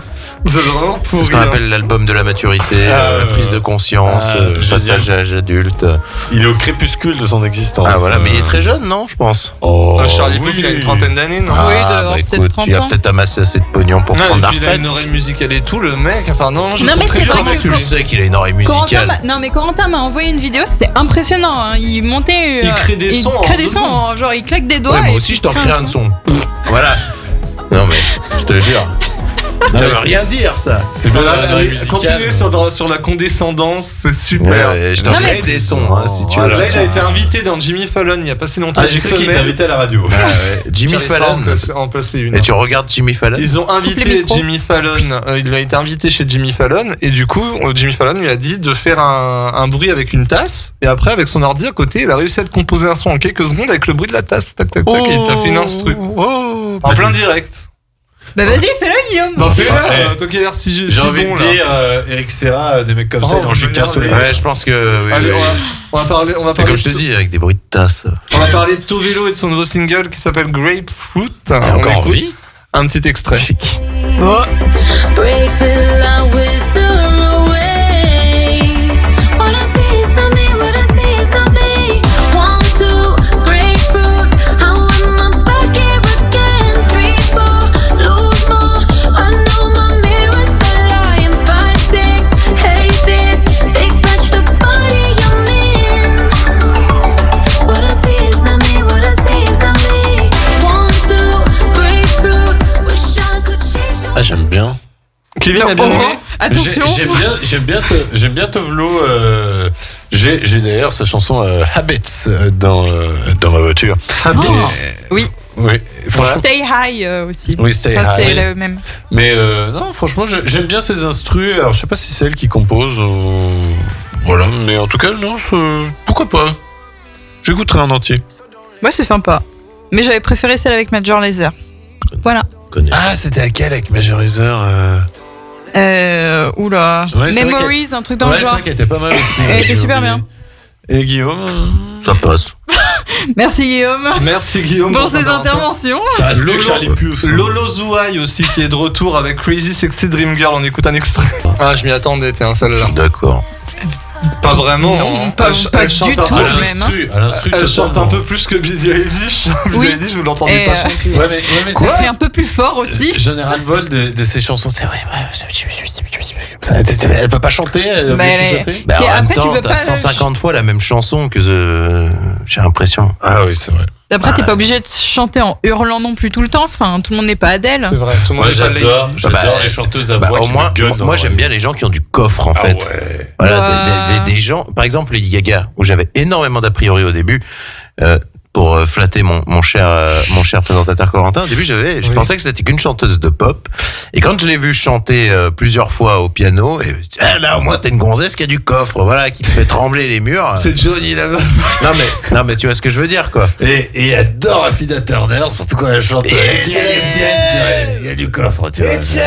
Non, elle a pas de coffre. Elle a pas vraiment de coffre. Non, je me tairai sur ça. Ouais, elle a un pare-choc surtout. Ouais, voilà, c'est ce que j'allais dire. Elle a un pare-choc, mais bon, le oui. coffre, il est pas spacieux. Et puis, on va parler d'une dernière.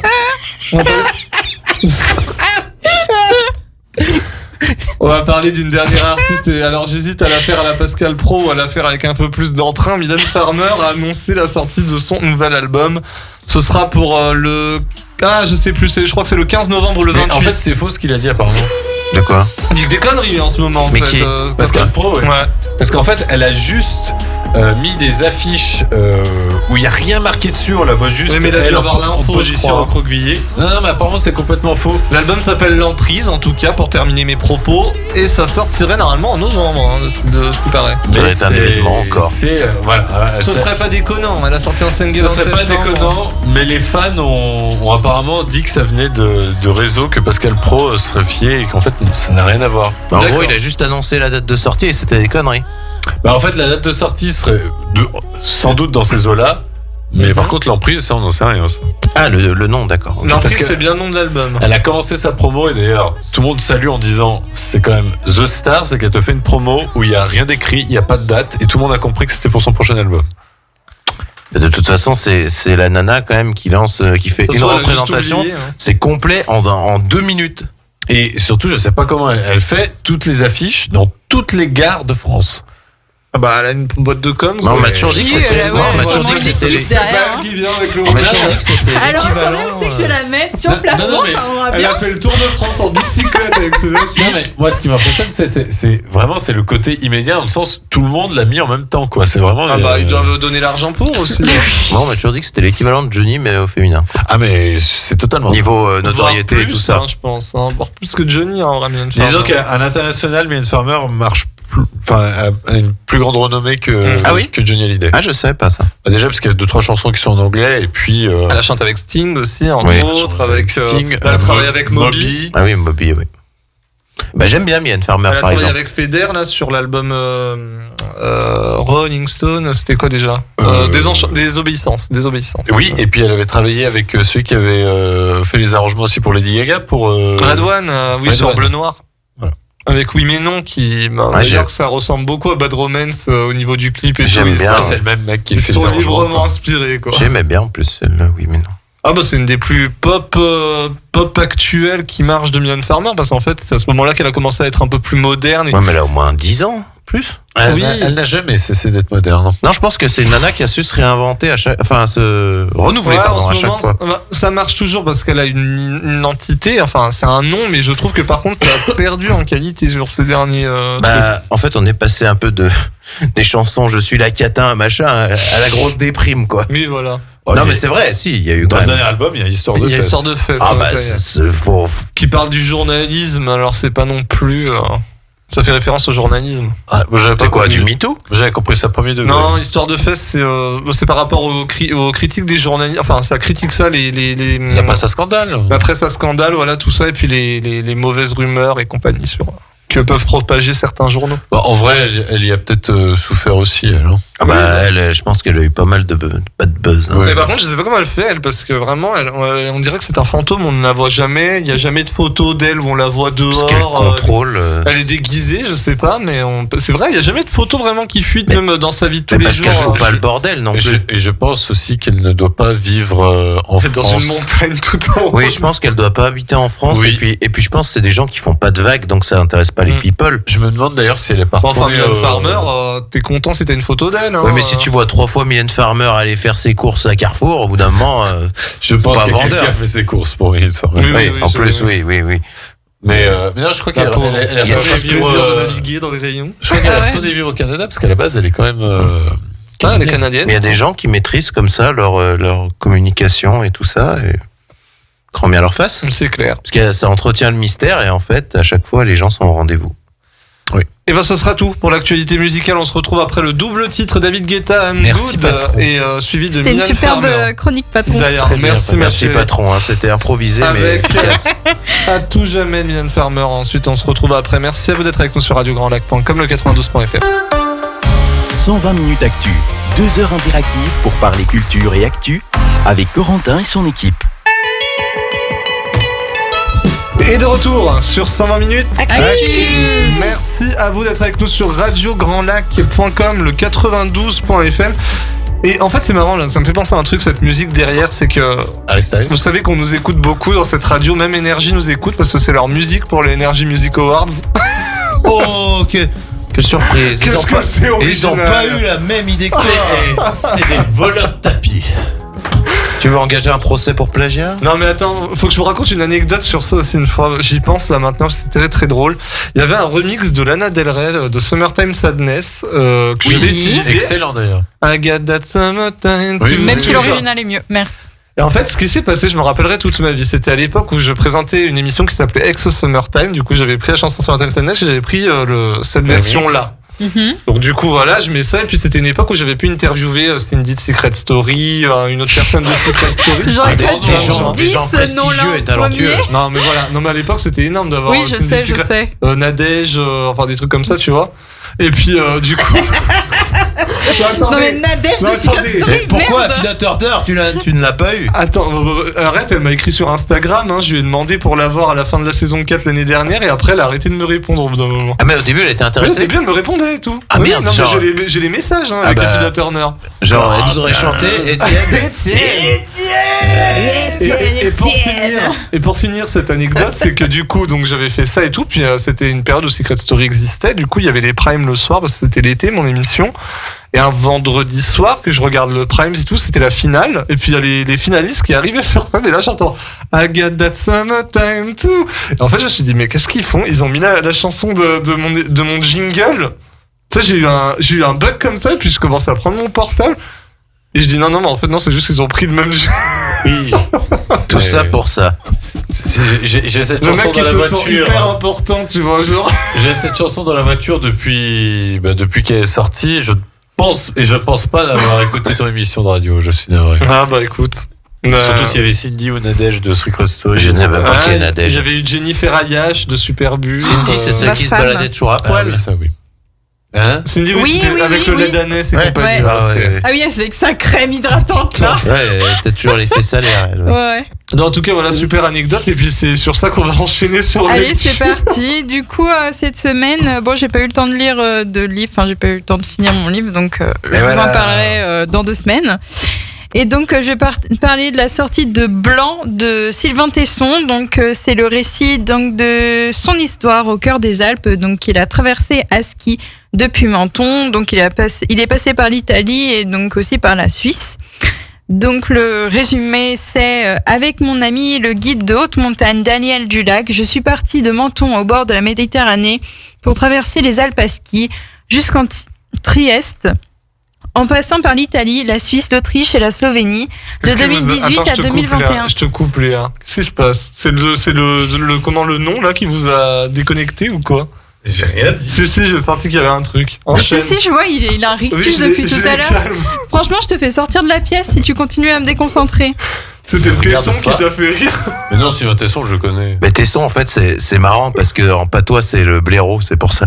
Ah, d'accord. C'est juste pour ça, voilà. Et restez tranquille, vous deux, là. Ah, Léa, mais qui c'est- parle. De 2018 à 2021, à la fin de l'hiver, nous nous élevions dans la neige, le ciel était vierge, le monde sans contour, seul l'effort décomptait les jours. Je croyais m'aventurer dans la beauté, je me diluais dans une substance, dans le blanc tout s'annule, espoir et regret. Pourtant, pourquoi ai-je tant aimé errer dans la pureté ?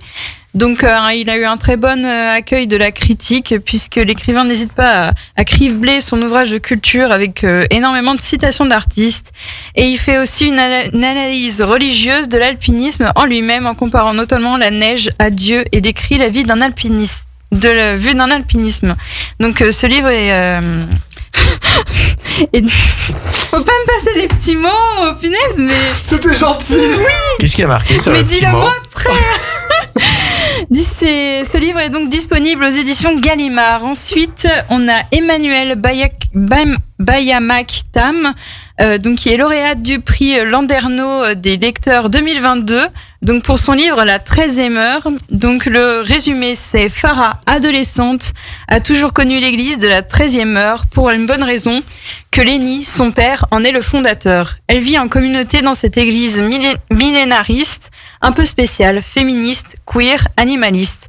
On y récite Nerval ou Rimbaud. Lenny rassemble ses ouailles autour de messes poétiques et d'ateliers je suis désolée, je suis un peu fatiguée. D'ateliers de déparasitage Non, mais en fait, je vois mal mon texte, c'est pour ça. Ça va, quand même Oui, ça va. Ouais. La 13e heure, c'est aussi l'heure des révélations du triomphe des pauvres, des dominés, des humiliés. Les membres de la communauté l'espèrent, angoissés devant les menaces qui pèsent sur la planète. Épidémie, guerre, réchauffement climatique. Lenny élève seule sa fille Farah. Hind, son grand amour, l'ayant abandonnée à la naissance du bébé. Donc c'est pareil, c'est un livre qui a été élogié par la critique, donc pour un roman ouvertement féministe et traversant la question de la transidentité avec perfection. L'auteur réussit avec donc pareil avec beaucoup de réussite à porter un regard critique à travers ses récits souvent utopiques sur la société moderne, et l'ouvrage est disponible aux éditions Paul. Aussi, je voulais parler donc à l'occasion de la sortie du film sur Simone Veil, dont Kevin va parler après, donc du livre Une vie de Simone Veil, où le récit poignant d'une femme exceptionnelle, une icône du féminisme, parsemé de photos retraçant sa vie, et il est disponible aux éditions Stock. D'ailleurs, on va revenir après sur ce film, c'est vrai, tout à l'heure. Il est sorti en quelle année, Une vie? Ça fait un bail que je l'ai. Début des années 2000, parce que 2007. Ouais. Ça nous a quitté en quelle année? Il y a 1 an, 2 ans? 2016-2017. Qui ça? Simone Veil. Ah oui, 2017, Simone Veil. Ok. 2017. Ouais. Ok. Oui, et dans le film, on la voit écrire le bouquin en 2004, donc ça concorde. Et dans le bouquin, c'est chronologique ou pas? Oui, il me semble que ça fait Ah une oui. éternité Oui, donc que je l'ai lu, donc Donc c'est un choix du film. D'avoir mélangé un peu la timeline. Ok. Voilà, c'est fini, Corentin. J'ai cru que t'allais enchaîner sur un... On Non, devait non, avoir non. un quiz Molière. on Non, devait mais pas- on le fait maintenant? Si, je viens de fermer mon ordinateur. C'est bon. Ok, Ah, je peux chanter en ce moment. And now the end is... Déjà Alors, qu'elle va pas bien. Déjà qu'elle va pas bien, c'est comme Non, ça. Non, je vais pas expliquer ce que j'aime, mais en fait, là, je suis éprise d'une bouffée de chaleur et j'arrive plus à lire ce que je fais. Est-ce que tu veux Les qu'on te ravages de laisse la souffler? là quand même. Non, mais est-ce que tu veux vraiment souffler qu'on passe à quelqu'un Non, c'est bon, Non. ça va aller. J'espère que je vais avoir moins chaud d'ici quelques minutes. Beaucoup trop de testostérone. Moi, ça va aller. Je vais baisser la température, ça peut être ça. Hein. Non, mais ça va aller. Non, mais il fait peut-être chaud dans le studio. Vas-y. Oui, bah du coup, je t'attends aussi pour démarrer le quiz. Attends pas. Ah bah alors, Guillaume. Oui. Quel est le vrai nom de Molière? Jean-Baptiste Poquelin. Bien vu. Ah, bravo. Kevin, sous le règne de quel roi Molière a-t-il vécu? Louis XIV. Oui. Je vais me Corentin. taper la honte, moi, attention, c'est parti. Non, tu devrais l'avoir. Qui a interprété l'avare dans un film de 1980? Non, pas du tout. C'est donné, ça. Ah, je sais pas, Louis de Funès? Oui, bravo. Guillaume, vrai ou faux, Les Fourberies de Scapin est une tragédie? Faux. Oui, c'est une comédie. Kevin, dans quelle pièce de théâtre pouvons-nous retrouver un personnage masculin partant à l'aventure avec son valet Sganarelle. Merci. Ah oui, Sganarelle. Gargamel. Attends, parce que Sganarelle, on le voit dans un paquet. Oui. Je dirais médecin imaginaire. Non, Don Juan. Ah oui. Vrai ou faux? C'est le malade imaginaire. Attends, il y a aussi le médecin imaginaire? Non, c'est le malade Non, c'est le imaginaire. malade. C'est malade imaginaire, médecin imaginaire, c'est autre chose. Non, c'est interprété médecin. deux fois. Il y en a un. il y en C'est a un médecin avec- malgré lui. Oui, médecin malgré lui. voilà. ouais. Corentin, vrai ou faux, Molière a interprété lui-même le personnage du malade imaginaire? Je crois que c'est vrai. C'est vrai. Ouais. Il a failli. Enfin, après, il est mort. Ouais, c'est Oui, ça. non, mais oui. Il est mort sur Tout à fait. scène. Ouais. Guillaume, quel était le métier de Molière avant de devenir dramaturge? Alors là, celle-ci. Architecte. Attends. Qu'est-ce qu'il aurait pu être? Carwasher. Attends. Mais qu'est-ce que tu peux être avant dramaturge? Comédien. Non. Enfin, du coup, il était dramaturge et comédien, mais il était surtout avocat. Ok. Ah ouais? Oui. Kevin, de quoi a le plus peur Arnolphe dans l'école des femmes? Des femmes. D'être cocu. J'ai pas. Ça c'est l'une des seules pistes que j'ai pas étudiées. Ah, je la connais pas celle-là.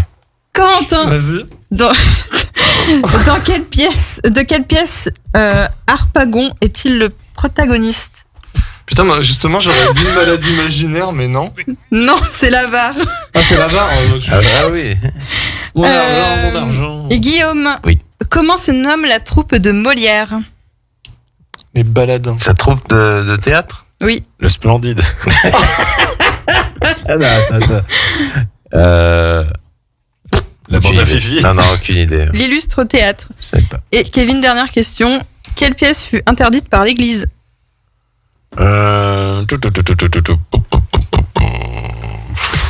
Allez, on t'en a pas parlé, je dirais le Bonjour gentilhomme, mais je vois pas Non, pourquoi. Tartuffe. Oui. Ah oui. Alors, je sais plus pourquoi. Et je sais pas pourquoi, j'ai oublié de faire une question. Non, mais donc, c'est pas grave, parce que de toute façon, j'avais perdu Dans inévitablement. Tartuffe, il y a un personnage ecclésiastique, il me semble.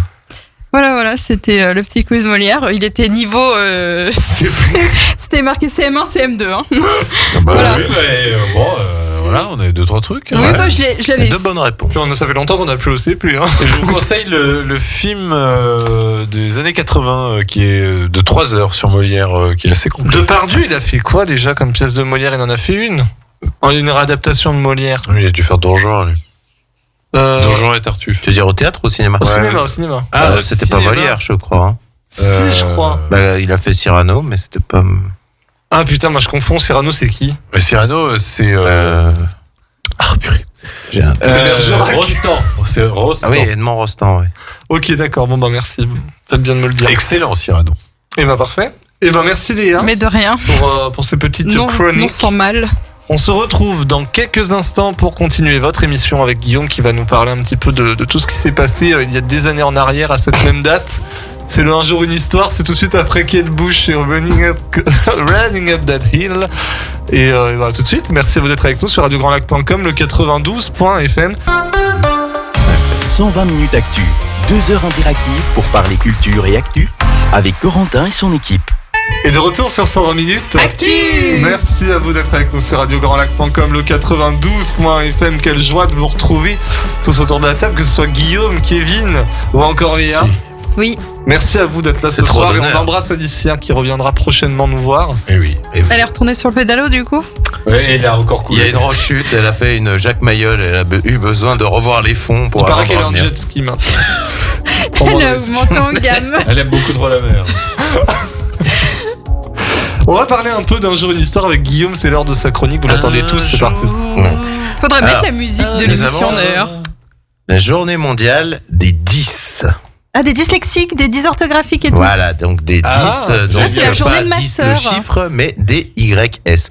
Donc dyslexique, dysphasique, dyspraxique, dysorthographique, dysgraphique, dyscalculique, voici quelques exemples de 10. C'est discutable. Ouais. Oui, mais rien que de le dire, tu vois si tu as des problèmes d'articulation. Bon, ils sont désormais donc leur journée mondiale organisée aux environs donc du 10 octobre. Hasard du calendrier, cette fois, c'est justement ce 14. 15, pardon. Tant pour moi. Donc, mobilisation à tous les azimuts. Comme chaque année, cette journée mondiale mobilisera les parents et les professionnels partout en France. Donc, depuis 15 ans, les manifestations organisées par des bénévoles à l'occasion de la JND ont permis de faire progresser concrètement la cause des enfants et des adultes en porteurs de troubles de l'apprentissage. La dyslexie, la dysphagie et la dyspraxie sont ainsi mieux connues du grand public et la famille des troubles 10 de mieux en mieux repérée. Et j'avais une question. Est-ce qu'à votre avis, on n'en fait pas un petit peu trop avec ça? Parfois dans les écoles, on a un peu le besoin, j'ai l'impression, de te ranger dans des cases. Alors, non, pour moi, on n'en fait pas assez parce que moi, ma sœur est justement une enfant 10 et j'ai des amis aussi. Mais elle a quoi comme 10? Alors, elle est dyslexique, dyscalculique, dysorthographique. Et donc, elle est donc pour avoir des aides à l'école, les enfants n'en ont pas forcément dès le départ. Donc, pour ça, il faut faire énormément de démarches. Il faut aller à la MDPH, si je me trompe pas. Et à ce moment-là, on commence à faire des démarches et il faut que les profs ensuite acceptent d'appliquer les recommandations. Donc, c'est-à-dire que ces enfants-là, quand ils ont un contrôle, soit ils ont un exercice en moins, ou alors ils ont du temps en plus parce que justement, ils ont besoin de plus de concentration. Et ma sœur, justement, avait eu un enseignant comme ça qui avait refusé d'appliquer les recommandations. Et du coup, il avait dit que c'était l'avantager par rapport aux autres élèves, alors que non, c'était de la mettre au même niveau que les autres. Je peux voir à peu près ce qu'il veut dire aussi, c'est qu'en fait, le pire pour moi, ça doit être sûrement dyslexique, mais après c'est une histoire de jugement. Mais je veux dire, pendant des années, à mon avis, on devait avoir des enfants qui devaient être, je sais pas, dysorthographiques ou genre comme ça, de choses comme ça, et qui s'en sont peut-être bien sortis. J'ai l'impression que maintenant, faut trouver un trouble à chaque petit problème. Quelqu'un qui a un enfant qui est mauvais en orthographe, c'est pas forcément qu'il est peut-être dysorthographique, tu vois Non, ce que c'est je veux pas dire. forcément ça, mais ma sœur, elle a fait aussi énormément d'orthophonistes, elle a fait de l'orthoptiste aussi pour ces problèmes-là, et ça ne les a pas réglés non plus. Elle avait vraiment un problème de concentration. Bah pour parler D'accord. de sa sœur un petit peu, moi je sais qu'il n'y a pas si longtemps, elle me disait encore qu'elle n'arrive pas à lire l'heure sur une montre Oui, oui. à cause de ça. Elle n'arrive pas à comprendre comment ça se lit. Et moi je suis pas d'accord non plus. Enfin je vais me ranger du côté de Léa, c'est-à-dire que moi j'ai eu des copains qui avaient des aides en plein cours, tu sais, quand j'étais au collège, des AVS. Ça, hein. Oui, ils peuvent avoir des AVS aussi. Et en fait, ce qui se passe aussi, c'est qu'ils sont très mal payés et que du coup, ils galèrent aussi à trouver des gens pour les aider, ces gamins qui ont besoin d'être un petit peu accompagnés. Et alors, ça peut paraître con comme truc, hein, oui, c'est bon, il a un peu de mal à compter, il a un peu de mal il confond des lettres, c'est bon, on va pas en faire tout un... Ouais, moi je suis plus dans ce côté-là. Mais c'est assez handicapant en fait, parce que toi, tu grandis en même temps que les autres qui savent mieux lire que toi, mieux compter que toi, tout ça, et toi, t'as du retard à cause de ça, donc autant avoir quelqu'un à côté de toi pour t'aider à avancer au même rythme que tes camarades, quoi. Oui. Surtout quand t'es au collège ou dans les écoles et que tu te fais moquer parce que t'es pas très... Ah, mais justement, le fait aussi d'avoir quelqu'un à côté de toi va faire aussi que tu vas un peu être différent et on risque de se moquer de toi aussi. Moi, il n'y a jamais eu ça. Non. Moi, j'ai jamais eu affaire à ça dans... Alors, après, moi, c'était différent parce que j'avais un élève autiste dans ma classe ça, c'est encore autre qui chose. avait une AVS. Mais après, ça, on l'a jamais traité. On le traitait comme un élève différent parce que dans son comportement, il ne s'intégrait pas aux autres parce qu'il était autiste. Mais on l'a jamais traité comme un élève différent. C'était, il avait juste même l'AVS était pas pote avec nous, mais c'est-à-dire qu'elle s'entendait bien avec nous. Voilà. C'était, enfin. Elle faisait les goûter. Tu l'as connu, toi, Kevin aussi, qui était handicapé? Non, moi c'était non. Ça me dit quelque chose. Il a un frère qui lui était normal, enfin n'avait pas de handicap du coup moteur. Pardon, ça le mot me dit quelque chose. pardon, enfin j'ai dit normal, ça se fait pas trop. Vous comprenez ce que je voulais dire par là, qui n'avait pas d'handicap du coup, pardon. Excusez-moi, c'était très maladroit de ma part. Mais j'ai du mal à associer ça les 10 comme un handicap, tu vois. En fait, c'est pas enfin si, ça peut être un handicap dans la vie de tous les jours parce que par exemple ma sœur parfois elle m'envoie des messages avec des fautes d'orthographe, ça me fait saigner les yeux. Mais c'est un handicap, c'est-à-dire qu'elle va envoyer une lettre de motivation. La lettre de motivation, je vais être obligée de la relire derrière elle parce qu'elle te fait des fautes d'orthographe. Elle te fait des énormes fautes d'orthographe et ça, face à un employeur, ça passe pas. C'est vrai. Lire l'heure, pareil, c'est handicapant entre guillemets. Je te trouve dur, Guillaume. Pourquoi cette... Mais je sais pas, non. Enfin, qu'est-ce qui te fait penser, toi, l'inverse, justement? C'est quoi tes arguments que t'as? C'est que pour moi, ils ont pas c'est qu'il n'y a pas besoin de mettre des mots sur chaque petit truc. Alors, je suis conscient qu'il y en a qui ont souvent... qui ont vraiment des difficultés, mais j'ai l'impression que maintenant, ça c'est un peu comme dans la psychiatrie moderne, c'est qu'il faut... trouver un trouble, un machin, quelque chose, tu vois, faut ranger un peu dans les cases, tu vois, t'es mauvais en orthographe, t'es dysorthophonique et des machins. Enfin, j'ai plus l'impression que c'est que des fois, on en fait un petit peu trop. Alors, pour des cas comme ta sœur, je ne pense pas, mais pour d'autres cas, tu vois. Il y a peut-être des abus, mais bon, de toute façon, c'est quand même. Mais après, c'était une réflexion pour partager. Non, bien sûr. On parle tranquillement. Oui, c'est quand même bien diagnostiqué. Donc, je pense quand même ça doit être très, très, très, très rare les cas où, franchement, quelqu'un. Oui, par contre, moi, j'ai l'impression qu'on l'a confirmé. Personnellement, ma sœur, ça a mis. En fait, on s'est aperçu qu'il y avait quelque chose quand elle a appris à lire, parce qu'avant, en maternelle, ça posait pas de soucis. Par contre, quand elle est arrivée en CP, qu'elle a voulu apprendre à lire, là, ça a été compliqué. Et c'est que en CE2, donc de CP au CE2, ça fait quand même long qu'on a pu mettre des choses en place. D'accord. Et non, moi j'aurais juste un dernier truc à demander, et peut-être que tu pourras me le confirmer. Il me semble que les personnes dyspraxiques, là où je trouve que c'est un peu extrême, par contre, à l'inverse, c'est que je crois qu'ils ont droit à la carte handicapée. Alors ça, non. Parce que moi je crois que j'avais une copine Roxane qu'on embrasse qui fait de la guitare maintenant, qui a été chroniqueuse dans mon émission pendant un moment.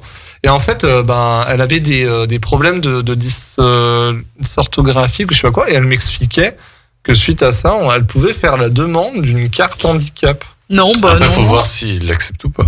Ouais. Ça, après, c'est au cas par cas. C'est ça. Bon. Très bon débat. Merci, Très bon débat. mais merci. Mais après, nous avons la journée mondiale de la canne blanche. Qu'est-ce que vous pensez des cannes blanches? Formidable. Donc, elle a été décrétée en Je trouve 70. qu'il y a des abus. Hein. Il pourrait s'en servir sans quand même. C'est vraiment des feignasses. C'est vrai, t'as raison. Donc, j'en étais où? Décrété donc en 70 par l'Union mondiale des aveugles, qui s'appelait alors Fédération internationale des aveugles. Cette journée est un symbole pour les gens atteints de cécité, mais aussi de malvoyance. La canne blanche permet aux personnes aveugles et malvoyantes de se déplacer dans la rue et autres lieux publics, prévenant ainsi automobilistes et piétons de leur handicap. Il s'agit alors d'une invention assez récente, et ça je l'ignorais. C'est en 1930 qu'une jeune parisienne, Gulli d'Herbemont, en eut l'idée. Donc elle constata que dans la rue, le public tant piéton qu'automobiliste ne faisait pas attention aux aveugles. Et donc pour la petite histoire, ça s'inspire donc du bâton blanc des agents de police. Donc à l'époque, il était blanc, hein, pas noir comme les tons femmes. C'est dû créer des quiproquos à l'époque, ça doit être marrant quand même. Oui. De voir des agents de police, c'était juste des aveugles. Donc, elle parvint donc à convaincre la préfecture de police de Paris d'autoriser l'usage de la canne blanche pour les aveugles et les malvoyants. Cette initiative audacieuse et novatrice fut bientôt connue et suivie tant en France que dans le monde entier. Notons qu'il existe différentes sortes de cannes blanches ainsi que des cannes jaunes, et leurs critères d'attribution sont extrêmement stricts. Alors, il y a un code couleur qui avait été mis en place, mais ça, c'est notamment en Belgique, et il y a eu des tentatives dans d'autres pays, c'est qu'en gros, tu avais les cannes blanches pour les aveugles et les cannes jaunes pour les malvoyants. Voilà, pour qu'on reconnaisse... C'est comme le karaté, en fait. Après la canne jaune, t'as la canne verte. Et, si t'as la DMLA, au début, t'as une canne jaune, et à la fin, t'as une blanche, peut-être. D'accord. Non, voilà. Bon, voilà pour la petite mon Dieu. anecdote. Mais c'est surtout la canne blanche, le symbole des malvoyants et des aveugles. Nous avons aussi la journée mondiale du lavage des mains.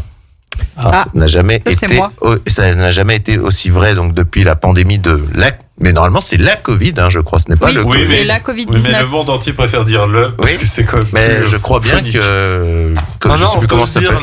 maintenant. L'Académie française. L'Académie française, ils avaient statué en étant que c'était le. Et moi, je suis l'Académie française. Donc on s'en tape. Non mais c'est pas pour. Non mais c'est pas pour vous qu'on s'en tape, mais on s'en tape là. Bref, donc le 15 octobre 2008, la première journée mondiale du lavage des mains a été célébrée dans de très nombreux pays. Son objectif principal est de sensibiliser un maximum de personnes sur les conséquences d'une mauvaise hygiène des mains.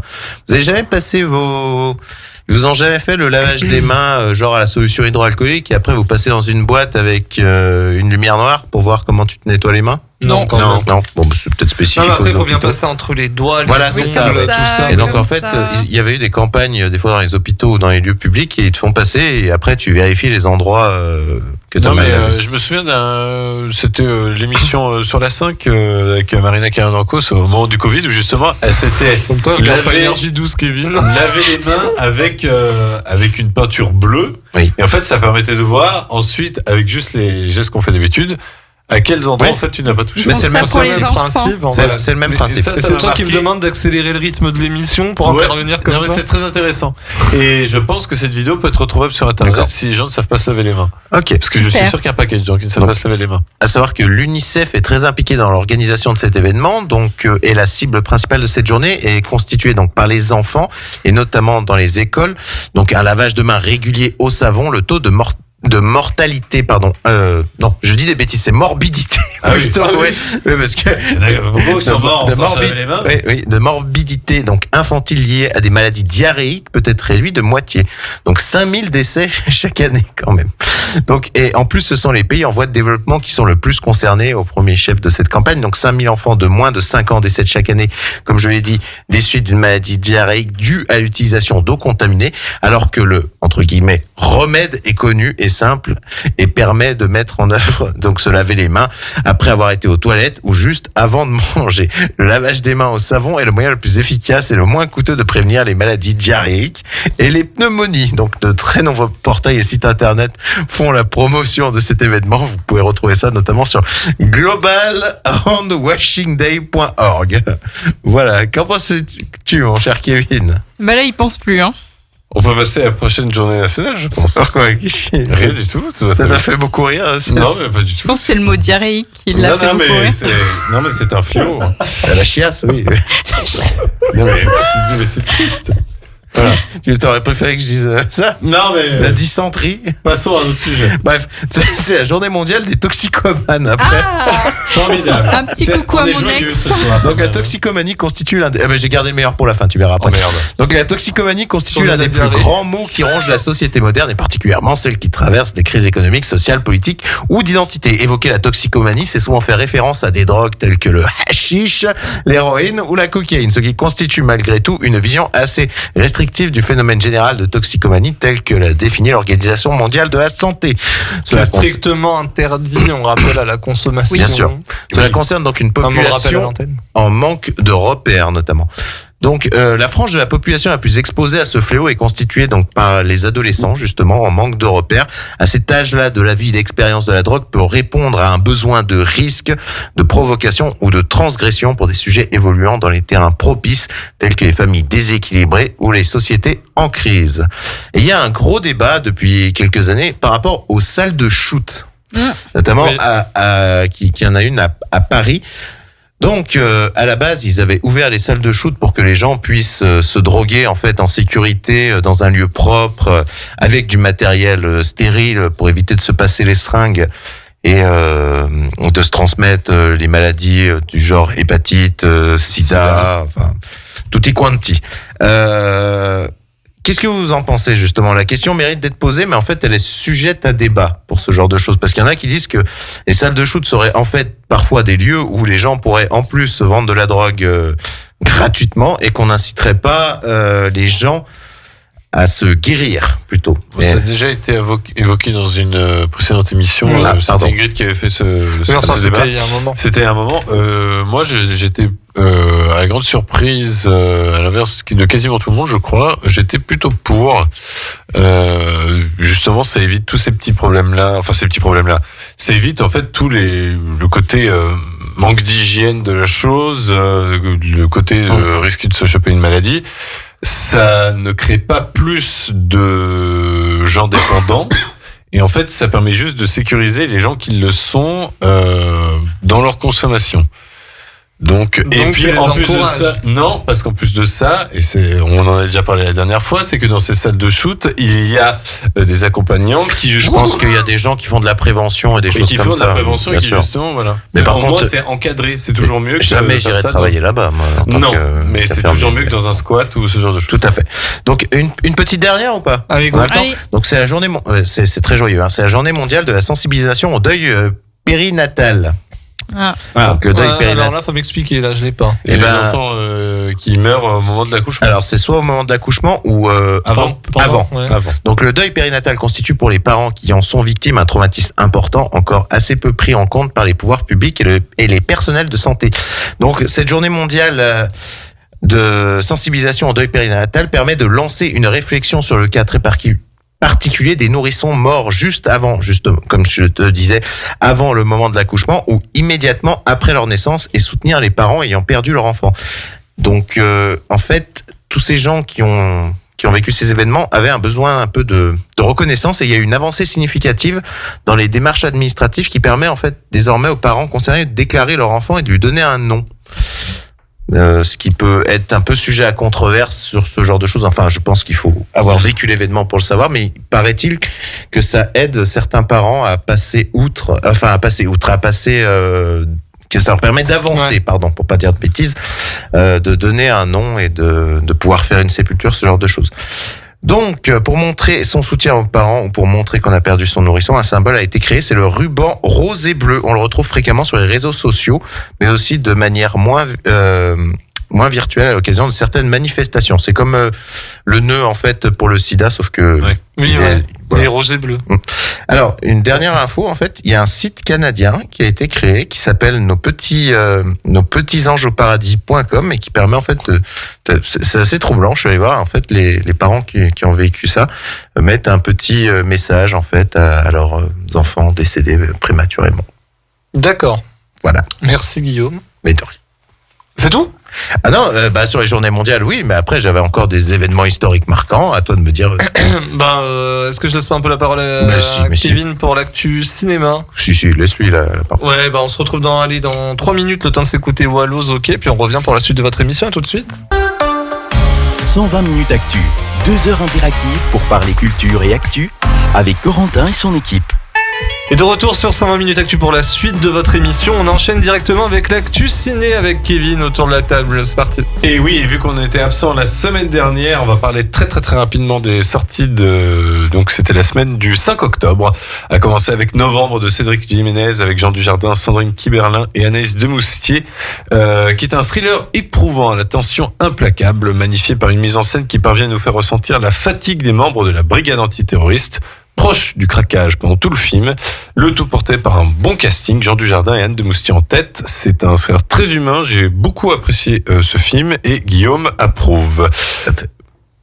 On va aussi parler de Une femme de notre temps de Jean-Paul Siverac avec Sophie Marceau. Alors c'est une femme de notre temps certes, mais surtout un rythme et une musique d'un autre temps, rendant cette vengeance d'adultère particulièrement grotesque et ennuyeuse, où même la prestation de Sophie Marceau est navrante et ne parvient pas à nous échapper de notre torpeur. C'est le nanar de la rentrée, je ne vous le conseille pas du tout. Tori et Lokita de Jean-Pierre et Luc Dardenne avec Pablo Shields, Jolie Mbundu et Alban Houkage. C'est un drame sombre et tragique qui laisse peu de répit à nos héros entre raquettes, trafic et rigueur administrative, et qui ne laisse pas indifférent grâce à un bon duo d'acteurs compensant la réalisation des Dardennes qui définitivement peine à me transporter. Mais si vous êtes plutôt client, allez le voir, c'est un très bon cru. Werewolf by Night de Michael Giacchino avec Gal García Bernal et Laura Donnelly, rendant hommage aux Universal Monsters. C'est un raid d'action horrifique offert par Marvel, à l'efficacité assez redoutable, avec un noir et blanc des plus réussis, même si je regrette, hélas, la présence d'un humour un peu bidon et de design qui me rendent perplexe, mais c'est à voir sur Disney+, et c'est assez réussi. Et enfin, en sortie de la semaine dernière, Ticket to Paradise, Doll Parker avec Julia Roberts et George Clooney. Malgré les traditionnelles longueurs de derniers actes et la prévisibilité effarante du récit, le plaisir de voir les chamailleries entre Julia Roberts et George Clooney est indéniable et donne lieu à un humour bon enfant, bienvenu et accrocheur. C'est le petit bonbon de la rentrée, moi je vous le conseille chaudement. En sortie de la semaine, on va commencer avec Halloween Ends. Et oui, Halloween Ends. Je suis pas d'accord. Halloween Ends de David Gordon Green avec Jamie Lee Curtis, Will Patton et Kyle Richards. 4 ans après les événements d'Halloween Kills, Laurie vit désormais avec sa petite fille Allison et achève d'écrire ses mémoires. Michael Myers ne s'est pas manifesté ces derniers temps. Après avoir laissé l'ombre de Michael planer sur le cours de son existence pendant des décennies, elle a enfin décidé de s'affranchir de la peur et de la colère et de se tourner vers la vie. Mais lorsqu'un jeune homme, Corey Cunningham, est accusé d'avoir assassiné un garçon qu'il gardait, Laurie devra affronter une dernière fois les forces maléfiques qui lui échappent dans un déferlement de violence et de terreur. Merci Halluciné.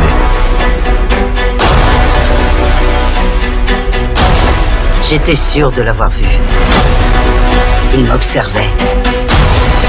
Tu fais semblant d'être passé à autre chose, mais t'es obsédé par la mort. Qu'est-ce que vous ferez quand Michael reviendra pour vous tuer? Parce qu'il va revenir. Mais cette fois, quelque chose a changé. Il est encore plus dangereux.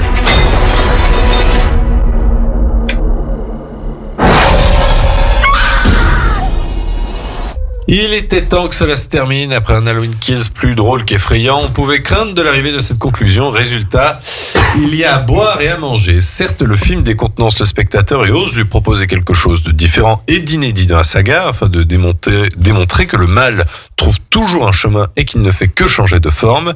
Une idée audacieuse, bienvenue, mais hélas très mal mise en œuvre. Halloween Ends comme Kills enchaîne les scènes ridicules les unes après les autres, donnant parfois l'impression d'assister à une parodie plutôt qu'à un film d'horreur premier degré.